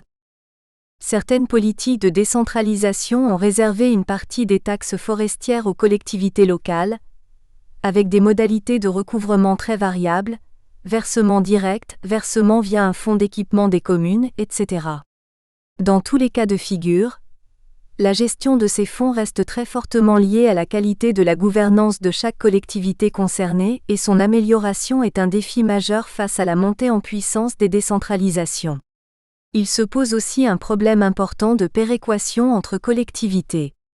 Par exemple, dans le cas de la chasse au Burkina Faso, il est actuellement prévu de rétrocéder 50% du montant des taxes d'amodiation au comité de gestion regroupant les villages périphériques des deux zones de chasse amodiées. Depuis moins de 10 ans, on assiste à l'émergence de la légalisation par le pouvoir central de nouvelles modalités locales d'exploitation des ressources naturelles, attribuées à un collectif légitime local, communautaire, villageois, associatif, etc. Il apparaît ainsi que les forêts communautaires, telles que définies au Cameroun, relèvent de la même démarche que les zones cynégétiques villageoises, ZCV, en RCA ou les zones villageoises cynégétiques, ZOVIC, au Burkina Faso et bientôt au Niger. Dans les deux cas, le législateur a ouvert une possibilité juridique pour un collectif local d'agir en tant que concessionnaire, avec des droits et des obligations proches des concessions industrielles classiques. Les modalités de gestion de ces forêts ou zones cynégétiques apparaissent en effet directement calquées sur celles des concessions classiques. Dans le cas des forêts communautaires, le plan simple de gestion est une reproduction à petite échelle du plan d'aménagement classique des concessions. La gestion des ZCV et ZOVIC est similaire à celle des concessions privées. Au Burkina Faso, ces zones de chasse villageoises sont définies au sein des terroirs par des comités villageois. Dans les zones situées en périphérie des zones de chasse concédées, la petite chasse sportive, essentiellement gibier de plume, est ouverte à tous les chasseurs. Toutefois, cette chasse est presque uniquement pratiquée par des touristes qui doivent payer au comité villageois 200 francs CFA par oiseau abattu et 750 francs CFA par jour de chasse. Néanmoins, dans leur stade actuel de mise en place, les collectifs locaux gérant ces sites ne se maintiennent qu'avec la présence d'un appui extérieur, au plan au moins technique, sinon financier, sous la forme de l'assistance technique d'un projet ou d'une ONG. La pérennisation à long terme de ces entités, sans cette assistance technique omniprésente, nécessitera une plus grande professionnalisation du personnel gestionnaire local. Contexte juridique et institutionnel. De la chasse touristique au Burkina Faso. La chasse touristique, sauf celle des oiseaux, est réalisée dans les zones de chasse concédées par l'État à des nationaux. L'État en conserve le contrôle de la zone. Les concessions ont deux types d'opérateurs, le concessionnaire et le guide de chasse. Le premier a le monopole de l'exploitation de la zone et est chargé principalement de l'aménagement et de la gestion de la concession, selon le cahier des charges générales des concessionnaires qui précise les droits et devoirs de l'État et du concessionnaire. Le guide de chasse, lequel peut être de nationalité étrangère, est chargé de la gestion technique et de la promotion commerciale de la concession. En outre, ce cahier de charges détermine que le concessionnaire est chargé, en concertation avec le ministère chargé de la faune, d'élaborer un plan de gestion de sa zone dans un délai de 3 mois à partir de la date d'agrément. La mise en œuvre du plan de gestion est assurée par le concessionnaire. Chargé dans les zones cynégétiques de fixer le quota de prélèvement annuel par chasseur, selon le plan de tir défini par les services techniques compétents. Tenu de mettre en place un fonds d'intérêt collectif, FIC, destiné au développement économique des terroirs. Civilement responsable des infractions forestières commises par son personnel, dans le cadre de ses activités professionnelles. Les recettes fiscales tirées de la concession sont réparties entre l'État et les populations riveraines, à raison de 50% pour chaque partie. Chaque village dispose normalement d'un comité villageois, qui possède un compte bancaire. Ils sont créés sur l'initiative du département des eaux et forêts. Leurs revenus en relation avec la chasse touristique proviennent de la location des zones villageoises aux chasseurs, des taxes d'abattage des oiseaux, 200 FCF à oiseaux, de la moitié de la taxe de gestion de concessionnaire, de 75% des carcasses des animaux de grande chasse tirés dans les zones de grande chasse voisines et d'un pourcentage sur le salaire de la main-d'œuvre fournie aux concessionnaires. L'État assure, à travers ses différentes structures centrales, régionales, provinciales et locales du ministère de l'Environnement et de l'Eau, le rôle suivant. Attribution des zones. Délivrance des permis et licences. Encaissement des taxes d'abattage et de concession. Détermination des règlements et des quotas d'abattage. Contrôle des activités. Évaluation des concessions. Réalisation d'examens de guides de chasse. Fonctions régaliennes et de surveillance. Animation des comités villageois. La saison de chasse couvre la période du 1er décembre au 31 mai et il existe 3 types de permis de chasse, petite chasse, chasse mixte et grande chasse. Les permis de chasse et le nombre d'animaux par licence de chasse sont les suivants. 1. Grands mammifères. 2. Mammifères petit gibier. 3. Oiseaux. 4. Reptiles. A. Nationaux. B. Expatriés résidents. C. Touristes. Depuis 1999, l'administration a fixé les mesures minima pour les trophées de certaines espèces. Mesures minimum des trophées. Contrôle et régulation. Le talon d'Achille des concessions de chasse autant que d'exploitation forestière vient de leur système de contrôle et de régulation, et en particulier du rôle très complexe, sinon contradictoire, des États. Un point faible généralement constaté est celui de la capacité réduite des États à exercer le contrôle de l'application de ces lois sur le terrain, pour le bois autant que la chasse. Principaux éléments de contrôle des activités de la chasse touristique.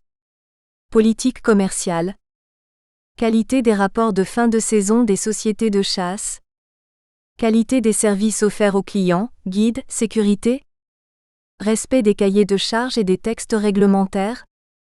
Qualité des trophées et respect des classes d'âge des animaux. Contrôle des permis de guide de chasse et d'aspirants guides. Absence d'examen évaluant la compétence des guides, indispensable pour assurer le succès et la qualité des safaris. Sanctions pour les concessionnaires et les guides qui ne respectent pas les textes législatifs. Contrôle de l'armement utilisé par les guides pour assurer la sécurité des clients et de l'équipe lors des safaris, au Burkina Faso. Ce point faible est aggravé lorsque par manque de moyens, les agents de suivi et de contrôle sont parfois pris en charge, en plan de la logistique mais parfois aussi de leur salaire, par le concessionnaire. Il est évident que leur liberté d'intervention et surtout de sanction, devient alors sujette à caution. Il s'agit ici de suivi et contrôle interne au pays. Il existe également une forme de regard international sur les États. Il s'agit en particulier des conventions internationales dont ils sont signataires. Or, les interventions de certains États ne sont pas nécessairement en adéquation avec les attentes de développement durable de la communauté internationale, ni d'ailleurs avec les conventions internationales que ces États ont eux-mêmes ratifiées. Un biais dans le système apparaît exemple lorsque l'État attribue des quotas de prélèvement, qui sont en principe établis de façon à assurer une bonne gestion écologique du milieu. Mais l'État qui est également demandeur de revenus tirés des ressources naturelles, peut décider d'élever ses quotas au-delà des seuils écologiques durables. Ces deux objectifs peuvent donc être contradictoires, sans que l'État ni les opérateurs n'enfreignent aucune loi. Dans ce cas, un éventuel suivi ne peut être placé qu'au niveau supranational. En réalité, les décisions que l'État met en œuvre à un instant donné, choix de quotas et ne taxes, résultent rarement d'une volonté concertée et cohérente entre ces différents services techniques, financiers, politiques dont les intérêts peuvent diverger. On observe qu'il n'existe pas d'instance d'arbitrage pérenne au sein des États. Les récentes assises de la forêt en RCA ont eu ce rôle de cadrage stratégique national pour toute la filière, mais il s'agissait d'un événement ponctuel. Un exemple où l'État peut contribuer même indirectement à soutenir des pratiques non durables est celui de la grande chasse touristique au Burkina Faso. La grande chasse touristique au Burkina Faso. Dans les concessions de grande chasse au Burkina Faso, les entrepreneurs ont adopté la politique de réalisation d'un très grand nombre de safaris de bas niveau et à des prix très avantageux. Leur clientèle est par conséquent très peu exigeante et bien consciente qu'elle ne peut pas chasser dans d'autres pays africains à ces tarifs. L'afflux de touristes, fruit du marketing des concessionnaires et guides de chasse, constitue une réalité et peut paraître un succès du point de vue des résultats financiers, y compris de l'État. Toutefois, cette politique commerciale risque à très court terme d'être victime de son propre succès, car elle est une véritable menace pour le capital fauni. Les résultats obtenus par les safaris de grande chasse ou de chasse mixte le démontrent bien. Moyenne d'animaux par client très basse, trophées de faible qualité, abattage des jeunes mâles et femelles. Cette politique ne peut aboutir, à plus ou moins court terme, qu'à un épuisement rapide de la ressource. Il est donc indispensable de revoir la politique de gestion de la faune et du contrôle des activités des concessionnaires et guides de chasse. Le bradage existant s'explique en partie par le manque évident de professionnalisme et de capital de la majorité des exploitants en place, qui n'ont aucune idée de la valeur marchande que peuvent représenter les animaux qu'ils commercialisent. Mais le rôle de l'État est aussi clairement mis en cause. Ce n'est pas ici son manquement à exercer un contrôle qui est souligné, mais son incapacité à garantir la durabilité à long terme de l'exploitation de la grande faune. Les principaux progrès observés dans la lutte contre les différentes formes d'illégalité dans l'exploitation forestière sont venus de deux directions différentes. D'une part, les progrès scientifiques et techniques ont permis de définir de nombreuses normes et quotas d'exploitation, qui imposent beaucoup de contraintes à l'exploitant mais qui en contrepartie rendent le suivi-contrôle beaucoup précis et rationnel. Ce suivi a été organisé au travers de la mise en place de systèmes structurés de principes, critères et indicateurs, PCI. Différents organismes techniques et scientifiques ont contribué à la validation de ces PCI sur le terrain.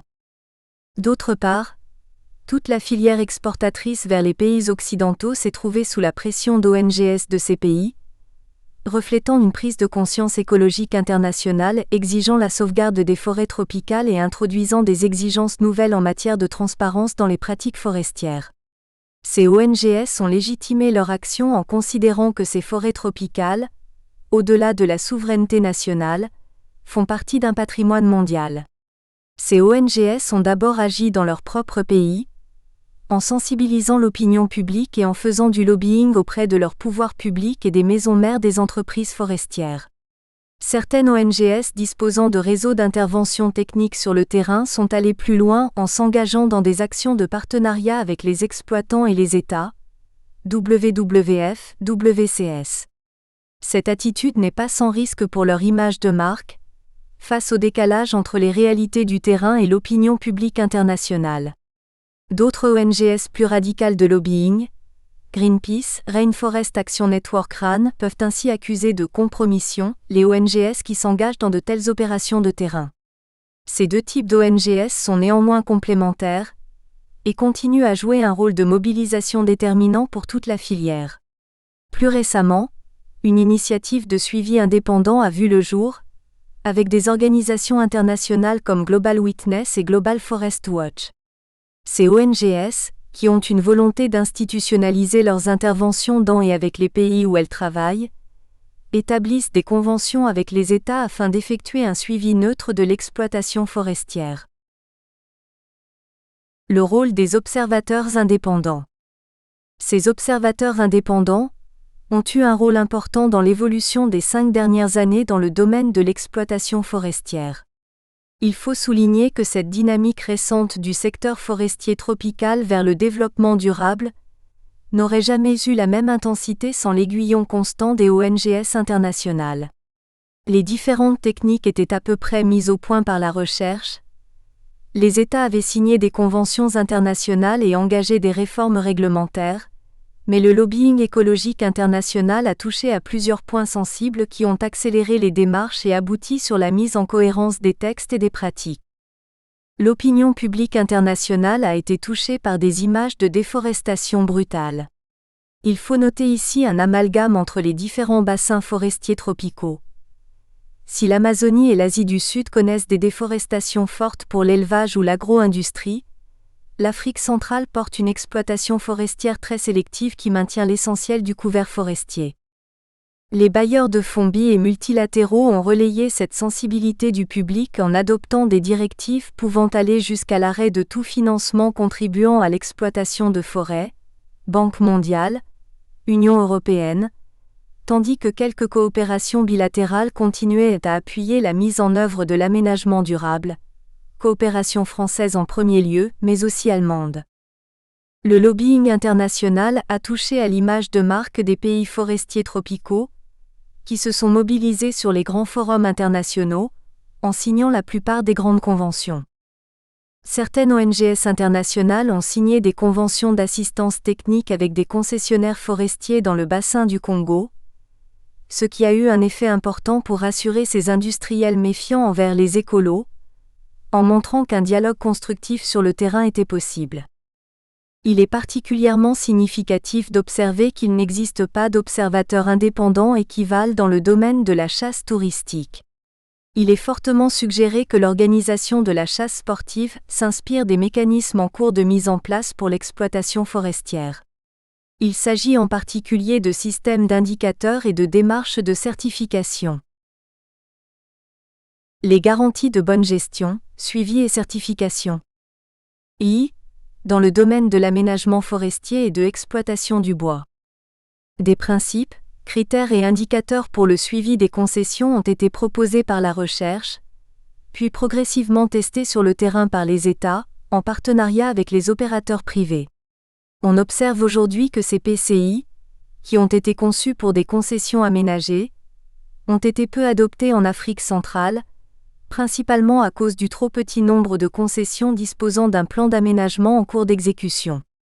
Des démarches sont en cours actuellement pour définir des indicateurs spécifiquement adaptés à la phase de transition correspondant à la rédaction des plans d'aménagement.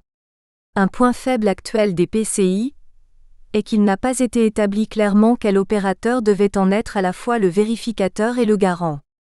Plusieurs mécanismes de certification ont été mis en place par des organismes indépendants accrédités, portant sur les bonnes pratiques d'un exploitant forestier sur sa concession. Plusieurs systèmes différents existent. Des tentatives de convergence de leurs critères ont été lancées, mais ils apparaissent actuellement plus comme concurrents que complémentaires. Le point faible de toutes les certifications est qu'elles reposent sur l'acceptation tacite de leurs critères et de leurs procédures par toutes les parties prenantes. Or de nos jours chacune ne semble ne représenter qu'elle-même.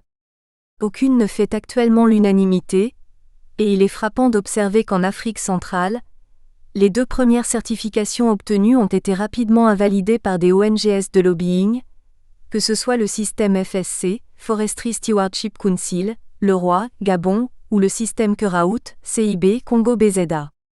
Ce type de certification n'a de valeur que si elle est reconnue par les publics cibles. Il semble que la situation devrait très rapidement évoluer, car le nombre de concessions ayant rédigé un plan d'aménagement se chiffrera bientôt en dizaines dans le bassin du Congo, et la démarche volontaire de certification sera certainement souhaitée par un nombre croissant d'industriels. Un facteur déterminant pour les entreprises exportant vers l'Europe est la mise en place progressive de l'obligation de certificat, notamment pour les marchés publics. Comparaison avec le commerce équitable. Il est intéressant de faire ici un parallèle avec le label Max Havelaar http://www.maxhavelaarfrance.org/ qui porte sur le commerce équitable de denrées alimentaires tropicales, café, bananes, etc., et qui connaît un succès et une notoriété grandissant auprès des consommateurs. Ce label se présente comme étant lui-même validé par une organisation parapluie moins médiatique, Fairtrade Labeling Organisation, FLO, créée en 1997 et regroupant 17 membres situés dans les principaux pays du monde occidental, Allemagne, Autriche, Belgique, Grande-Bretagne, Canada, Danemark, Finlande, France, Italie, Irlande, Japon, Luxembourg, Norvège, Pays-Bas, Suède, Suisse, USA. FLO se revendique comme étant le seul organisme international de certification du commerce équitable et a défini ses propres normes d'agrément pour ses membres. Le point fort de FLO est que la procédure d'établissement de critères fait appel à un processus qui fait appel à tous les acteurs de la filière concernée, y compris des institutions internationales de référence. Le comité FLO Standard et Policy Committee lance une phase de concertation entre les organisations de producteurs, les négociants et autres acteurs. Sur la base de ces contributions, un ensemble de critères et des propositions de prix sont établis, en conformité avec le Code of Practice on Standard Setting, de ISEAL, International Social and Environmental Accreditation and Labeling ISEAL Alliance, qui a adapté des procédures ISO et de l'OMT aux bonnes pratiques sociales et environnementales. Les nouveaux critères sont ensuite adoptés par le conseil d'administration du FLO. Ce mécanisme a donc cherché à s'entourer d'un maximum de garanties, afin que la crédibilité de ces affirmations ne relève pas de sa seule bonne foi, mais aussi de sa rigueur et de sa transparence. Il reste néanmoins fragile, les retournements de l'opinion publique peuvent être rapides, il suffirait que des soupçons de mauvaise gestion ou de pratiques contre l'éthique soient révélés pour nuire fortement à sa popularité. La filière de l'exploitation forestière peut ainsi mesurer les progrès qui lui restent à parcourir pour obtenir ce niveau de confiance de la part de l'opinion publique, et par extension de sa clientèle dans les pays occidentaux. Un ralliement à de tels standards comme ceux de ISEAL, ayant des procédures bien rodées de labellisation serait une opportunité à prospecter. L'installation d'observateurs indépendants, Global Forest Watch, a changé l'état d'esprit de la filière forestière par la publication dans des documents et sur Internet, donc au vu de toute la communauté internationale, de l'ensemble des données publiques librement disponibles dans chaque pays producteur, cartes de concession, statistiques de production, etc. Les industriels, même les plus isolés en forêt, se rendent compte progressivement que les technologies de l'information rendent de plus en plus visibles chacune de leurs interventions dans leurs concessions. Cette initiative a un effet stimulant sur les entreprises autant que sur les États vers plus de transparence dans l'application des règlements, vers une plus grande réactivité face aux délits, et finalement vers la recherche d'un système global et concerté de suivi qui serait accepté par toutes les parties prenantes. II. Dans le domaine de l'aménagement cynégétique et de la chasse. Dans le domaine de la grande chasse sportive, s'il n'existe pas d'initiative formelle de certification ou de labellisation professionnelle, un système volontaire de notation mérite d'être signalé car il joue un rôle significatif sur la qualité des grands safaris de chasse internationaux. Il s'agit d'une auto-évaluation par les chasseurs membres d'un organisme privé, le Safari Club International, vers de qui les chasseurs volontaires peuvent déposer leur avis à leur retour de safari. Le Safari Club International, qui s'annonce comme étant le leader dans la protection de la liberté de chasser et dans la promotion de la conservation de la faune sauvage dans le monde, propose à ses chasseurs volontaires de remplir un formulaire de rapport et évaluation de chasse, l'ensemble de ces rapports étant ensuite compilés et disponibles pour leurs membres. La notoriété du SCI, qui est également la référence pour le classement des trophées, fait qu'une mauvaise évaluation peut avoir un impact commercial conséquent pour une concession visant le marché des grands chasseurs internationaux. Pour donner un ordre de grandeur, un safari de 10 jours peut coûter plus de $10 000 pour abattre certains gibiers comme le grand koudou en RCA. La définition d'indicateurs permettant d'évaluer la bonne gestion d'une concession de chasse reste à établir. En un second temps, un système de certification des concessions de chasse touristique tirerait certainement la profession vers le haut, vers plus de qualité, tout en assurant de meilleurs revenus mieux stabilisés à long terme. Classification SCI des espèces. Depuis quelques années, la majorité des chasseurs utilisent le Safari Club International, SCI, pour organiser ces trophées.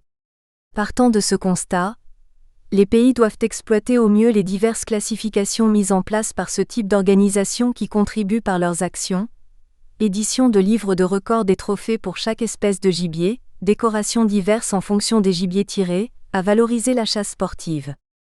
Exemple dans le cas du buffle.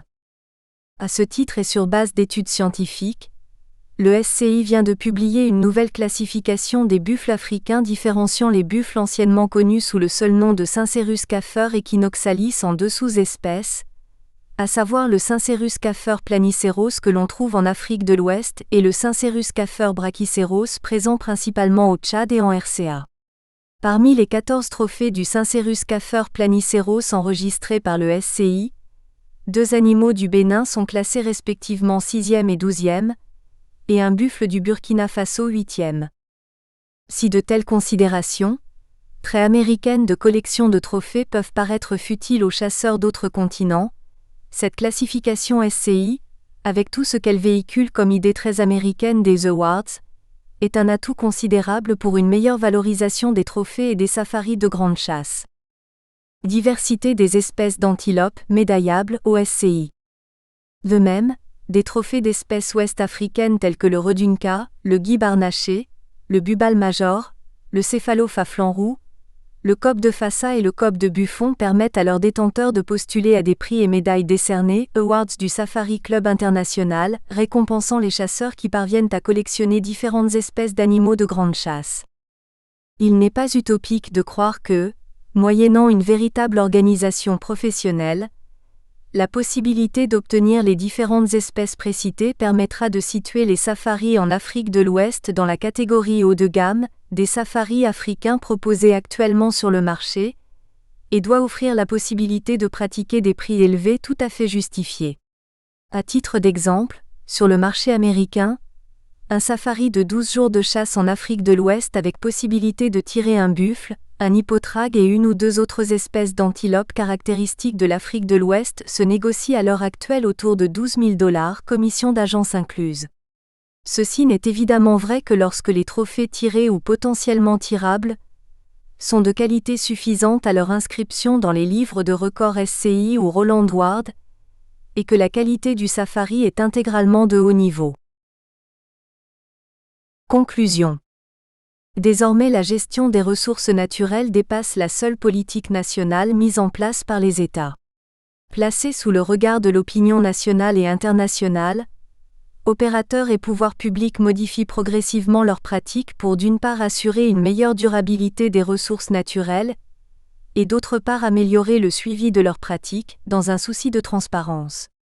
Si l'exploitation du bois dans les concessions forestières d'Afrique centrale connaît actuellement une mutation forestière et industrielle considérable, par la mise en place de plans d'aménagement, la chasse touristique ne dispose d'aucun outil de niveau professionnel de suivi ainsi que de certification de la qualité des services rendus et de la durabilité de la gestion de la faune. Il est curieux d'observer que les grandes ONG qui se sont toujours préoccupées de la question de l'exploitation forestière se soient aussi peu penchées sur la situation de la grande chasse. Une hypothèse serait que ces ONGs sont souvent culturellement peu favorables à la chasse, surtout de la grande faune sauvage, et qu'en conséquence elles auraient du mal à s'impliquer dans des actions visant à gérer durablement ces abattages plutôt qu'y mettre fin. Les enjeux des réformes dans le secteur forestier en Afrique centrale. Alain Karsanti. L'Afrique centrale n'est pas forcément le ventre mou du continent tout à la fois zone d'instabilité et de stagnation politique, comme la décrivent certains géopoliticiens. Elle vit des réformes significatives dans le domaine forestier. Dans cette sous-région qui contient le second massif forestier tropical du monde, celui du bassin du Congo, derrière l'Amazonie, la gestion de la forêt constitue un enjeu écologique et économique reconnu, mais aussi, et ceci est moins bien compris au plan de la gouvernance et de la construction de l'état de droit. Le secteur pétrolier et celui des mines sont nettement plus importants sur le plan de la constitution du PIB, mais leur gestion concerne une poignée d'acteurs, grandes multinationales, petits cercles gouvernementaux, et demeure d'une opacité impressionnante. Le secteur forestier, du fait notamment de la globalisation des questions d'environnement, n'est plus l'objet exclusif des arrangements d'un cercle discret réunissant des spécialistes forestiers de l'administration ou des organisations internationales et une poignée d'entreprises connues de longue date.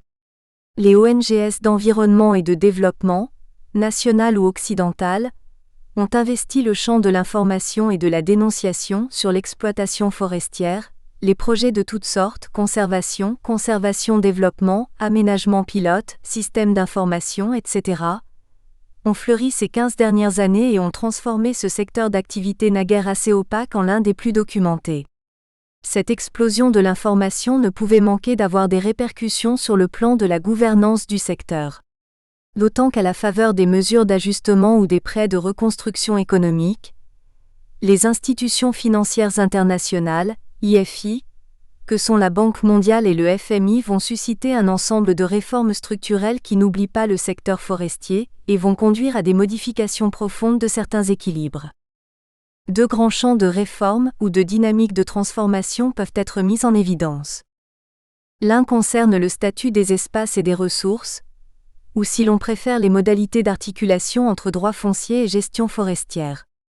Cette dynamique est constituée par des actions publiques, zonage, classement, mais également privées, qu'elles soient communautaires et locales, tentatives de privatisation collective de certains espaces, ou qu'elles soient le fait d'organisations internationales de conservation, concept des concessions de conservation qu'on interprétera comme une tentative de privatisation de la conservation. Dans les deux cas, on assiste à une remise en cause implicite de la forêt comme affaire exclusive de l'État. L'autre est lié au partage de la valeur ajoutée, à travers les réformes de la fiscalité forestière et les débats très vifs qui surgissent à cette occasion. Bien que certains acteurs de ce débat échafaudent volontiers une théorie du complot, pour expliquer les changements intervenus récemment dans plusieurs pays de la sous-région, on verra qu'une autre lecture, prenant en compte les changements d'équilibre au sein des appareils d'État, permet de mieux comprendre ces changements et de les replacer dans la longue durée, grâce au rappel historique de Sekokry-Vidrovitch 1972 dans son remarquable travail sur L', époque des grandes concessions en Afrique centrale. On examinera dans un premier temps les enjeux attachés autour du changement de statut des espaces et ressources, en présentant successivement les dynamiques locales de privatisation et les phénomènes liés à la globalisation des enjeux environnementaux. Dans un deuxième temps, on analysera les changements apportés par les réformes portant sur la fiscalité forestière. Enfin, on regardera la manière dont le processus de réforme au Cameroun, pays considéré comme un laboratoire, est utilisé comme repoussoir par certains acteurs pour peser sur le cours des réformes dans les autres pays de la sous-région. Les enjeux autour du statut des espaces. Les tentatives de mise en ordre de l'espace forestier. En Afrique centrale, la forêt a traditionnellement été affaire de l'État. La forêt fut l'un des lieux privilégiés d'application du principe colonial qui accordait à l'État les terres vacantes et sans maître. On sait que dans beaucoup de pays ce principe a surtout servi à fournir une base légale à la mobilisation de superficies de terres à mettre en valeur au profit de la colonisation, privée ou publique. Cet objectif n'était peut-être pas le plus important pour les massifs forestiers convoités pour leurs bois précieux. Dès la fin du XIXe siècle, les entrepreneurs occidentaux avaient su acquérir auprès des souverains africains des droits d'exploitation forestière sous forme de concessions. Une certaine confusion entoure l'articulation entre le régime juridique des terres et les codes forestiers qui imposent un régime de police sur les forêts, défini par leur spécificité physique, formation végétale dont les fruits sont de nature forestière et non agricole. Bien que la catégorie des terres vacantes et sans maître ait disparu des textes, sinon des esprits, le statut juridique des terres boisées est resté ambigu sous l'inamovibilité d'un domaine forestier présumé mais non constitué selon les procédures d'un état de droit, classement et immatriculation. Le domaine a connu en Afrique une extension démesurée si on le compare à la part restreinte du domaine privé de l'État en France. Plusieurs pays du bassin du Congo s'apprêtent à réaliser ce que la Côte d'Ivoire a fait dans la première partie du siècle en classant ses principaux massifs forestiers. En effet, le Congo, le Cameroun, le Gabon, pour ne prendre que les principaux pays forestiers de la sous-région, n'ont pas encore accordé leurs pratiques juridiques avec les textes hérités de la fin de l'époque coloniale, régissant la constitution du domaine forestier permanent. Le domaine reste une anticipation, une présomption qui permet d'appliquer, tant bien que mal, le régime forestier, qui est un régime de police visant à restreindre les droits d'usage pour la conservation des forêts, et permet de faire fonctionner le système d'attribution des permis d'exploitation et des concessions forestières.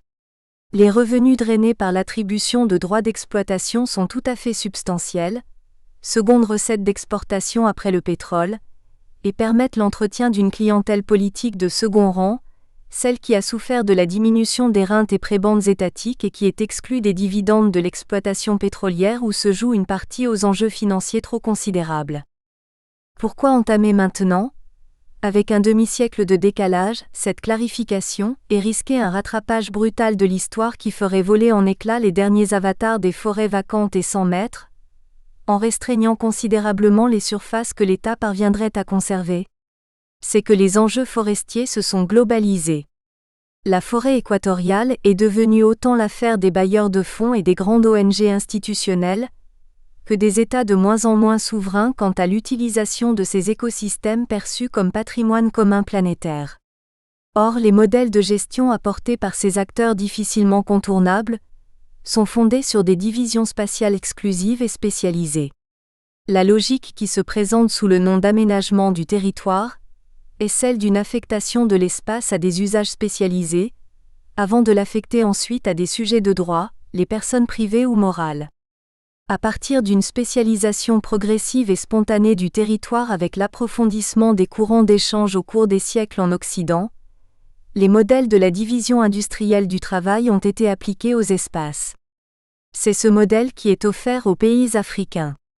Mais dans les sociétés rurales des pays du Sud, le trait dominant est la polyvalence des espaces qui correspond à celle des activités, aux exigences de sécurité alimentaire et à la diversité sociale qui est le véritable garant de l'échange.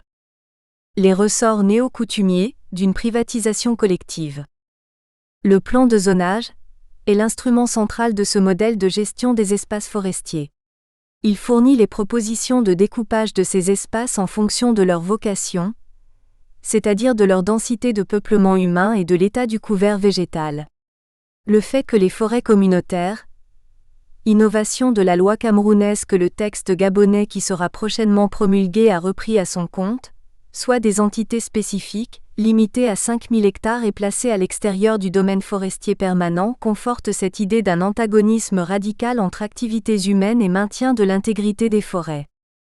Le passage de la loi de 1994 relatif à la possibilité ouverte aux villageois de constituer des forêts communautaires n'est pas passé inaperçu au Cameroun. De nombreux ruraux ont vu ainsi un moyen de sécuriser un espace péri-villageois face aux intrusions des exploitants forestiers, et également un moyen inédit d'affirmer une emprise territoriale permettant de négocier plus avantageusement vis-à-vis de ces mêmes exploitants ou de l'administration. Or, la constitution de ces forêts communautaires est soumise à la délimitation publique du domaine forestier permanent sur la base des propositions du plan de zonage. De cette délimitation dépendra l'ampleur de la forêt communautaire potentielle de chaque village. Ce qui est en jeu est donc un véritable partage du territoire entre administration forestière et paysans. Un certain nombre d'opérations de délimitation ont eu lieu au Cameroun, généralement en liaison avec des projets d'aménagement forestier.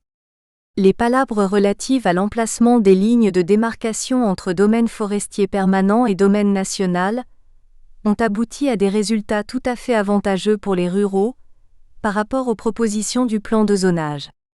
Ceci pourrait paraître surprenant si l'on ne prenait pas en compte des modifications des rapports de force politiques au sein de la société camerounaise. La décentralisation institutionnelle a permis le renforcement d'élites provinciales qui sont directement intéressées par l'exploitation des ressources forestières, ou tout au moins par la possibilité d'en contrôler les conditions d'accès, favorisant une recomposition du champ politique en dehors des grands centres urbains. L'autre facteur d'appropriation de l'espace est venu de la fiscalité. L'émergence au Cameroun, dans certaines forêts, d'une forme de taxe villageoise de 1000 FCFA par m de bois prélevé par les exploitants forestiers sur les ventes de coupe a considérablement accru les enjeux de la reconnaissance de l'emprise des différents villages sur les espaces forestiers, puisque ce sont parfois des dizaines de millions de FCFA qui ont été en jeu. La généralisation de cette appropriation collective de nature néo-coutumière rendrait très vite intenable la fiction d'un vaste domaine privé de l'État constitué par défaut et prétexte à la marginalisation juridique des modes d'appropriation locaux. Un processus de privatisation collective de l'espace forestier semble entamé, processus dont le sens et les issues restent encore objet de conjecture. La souveraineté encadrée par la globalisation de la question des forêts tropicales. Le concept de la forêt comme affaire de l'État est également malmené par le haut, avec la mise en avant par les institutions internationales et les organisations de défense de l'environnement des fonctions globales des grands massifs forestiers de l'Amazonie, de l'Asie du Sud-Est et bien sûr de l'Afrique centrale. L'enjeu est celui, non de la substitution, mais de la surimposition de la notion de patrimoine commun sur celle de la souveraineté pleine et entière des États sur leurs ressources naturelles. La souveraineté, sans être remise en cause, a toutefois été encadrée par la Déclaration de Rio qui, tout en reconnaissant aux États le droit souverain d'exploiter leurs propres ressources selon leur politique d'environnement et de développement, précise qu'ils ont le devoir de faire en sorte que les activités exercées dans les limites de leur juridiction ou sous leur contrôle ne causent pas de dommages à l'environnement dans d'autres États ou dans des zones ne relevant d'aucune juridiction nationale. La biodiversité et les émissions de CO2 liées à la déforestation sont bien sûr implicitement visées par cette précision. Les entreprises opérant en Afrique centrale et les États qui édictent les règles d'utilisation des forêts sont soumis à une forme de contrôle social international qui est d'autant plus efficace que les groupes de pression agissent moins sur les gouvernements que sur les pays du Nord ou les organisations internationales, Banque mondiale, Union européenne, qui sont les principaux bailleurs de fonds des pays endettés de la sous-région. La conditionnalité environnementale est venue s'ajouter aux formes précédentes, qui ne concernaient que les équilibres macroéconomiques. Cette dimension nouvelle n'est pas à proprement parler une internationalisation de l'appropriation des ressources forestières, car les exploitants restent détenteurs des concessions qui leur ont été attribuées, et les gouvernements restent maîtres in fine du contenu de leurs textes législatifs et réglementaires. Mais elle pose des limites à l'exercice discrétionnaire du droit d'exploiter, et oriente le contenu des réformes concernant l'usage des forêts. L'autre manifestation de cette globalisation des enjeux environnementaux est la privatisation de la conservation, avec l'établissement d'aires protégées gérées très directement par des ONG de conservation et financées par les institutions internationales. L'extension des surfaces placées en conservation est sensible en Afrique centrale, et la mise en place de ces superficies découle des objectifs des grandes ONG de conservation internationale, WWF et IUCN, de mettre 10% des forêts du monde en aires protégées, autre forme de spécialisation des espaces. Vers une conservation privatisée ? Tout récemment, c'est une organisation internationale de conservation bien connue qui a proposé le concept de concession de conservation, ou concession de biodiversité. Convaincue de l'impraticabilité de la gestion forestière durable, dans un contexte d'exploitation du bois, Conservation internationale (CI) a suggéré de racheter aux entreprises forestières concessionnaires leurs droits d'exploitation dans les forêts tropicales, notamment les droits sur les parties déjà exploitées afin de les soustraire ad vitam au prochain cycle de coupe. Le total des surfaces à retirer de l'exploitation ferait l'objet de négociations bilatérales entre conservationnistes et chaque compagnie, afin de parvenir à des arrangements mutuellement profitables. Pour l'entreprise, le problème de limitation des récoltes liées aux contraintes de la rotation, assiette annuelle de coupe, ne se poserait plus, et rien ne l'empêcherait d'accroître sa vitesse de coupe tout en maintenant des niveaux soutenables à l'unité de surface. En outre, les opérations coûteuses de sylviculture post-récolte ne seraient plus nécessaires. Ainsi, les bénéfices à court terme de la compagnie seraient-ils maximisés, et l'état futur de la forêt serait garanti par l'abandon des droits de coupe et la mise en protection intégrale.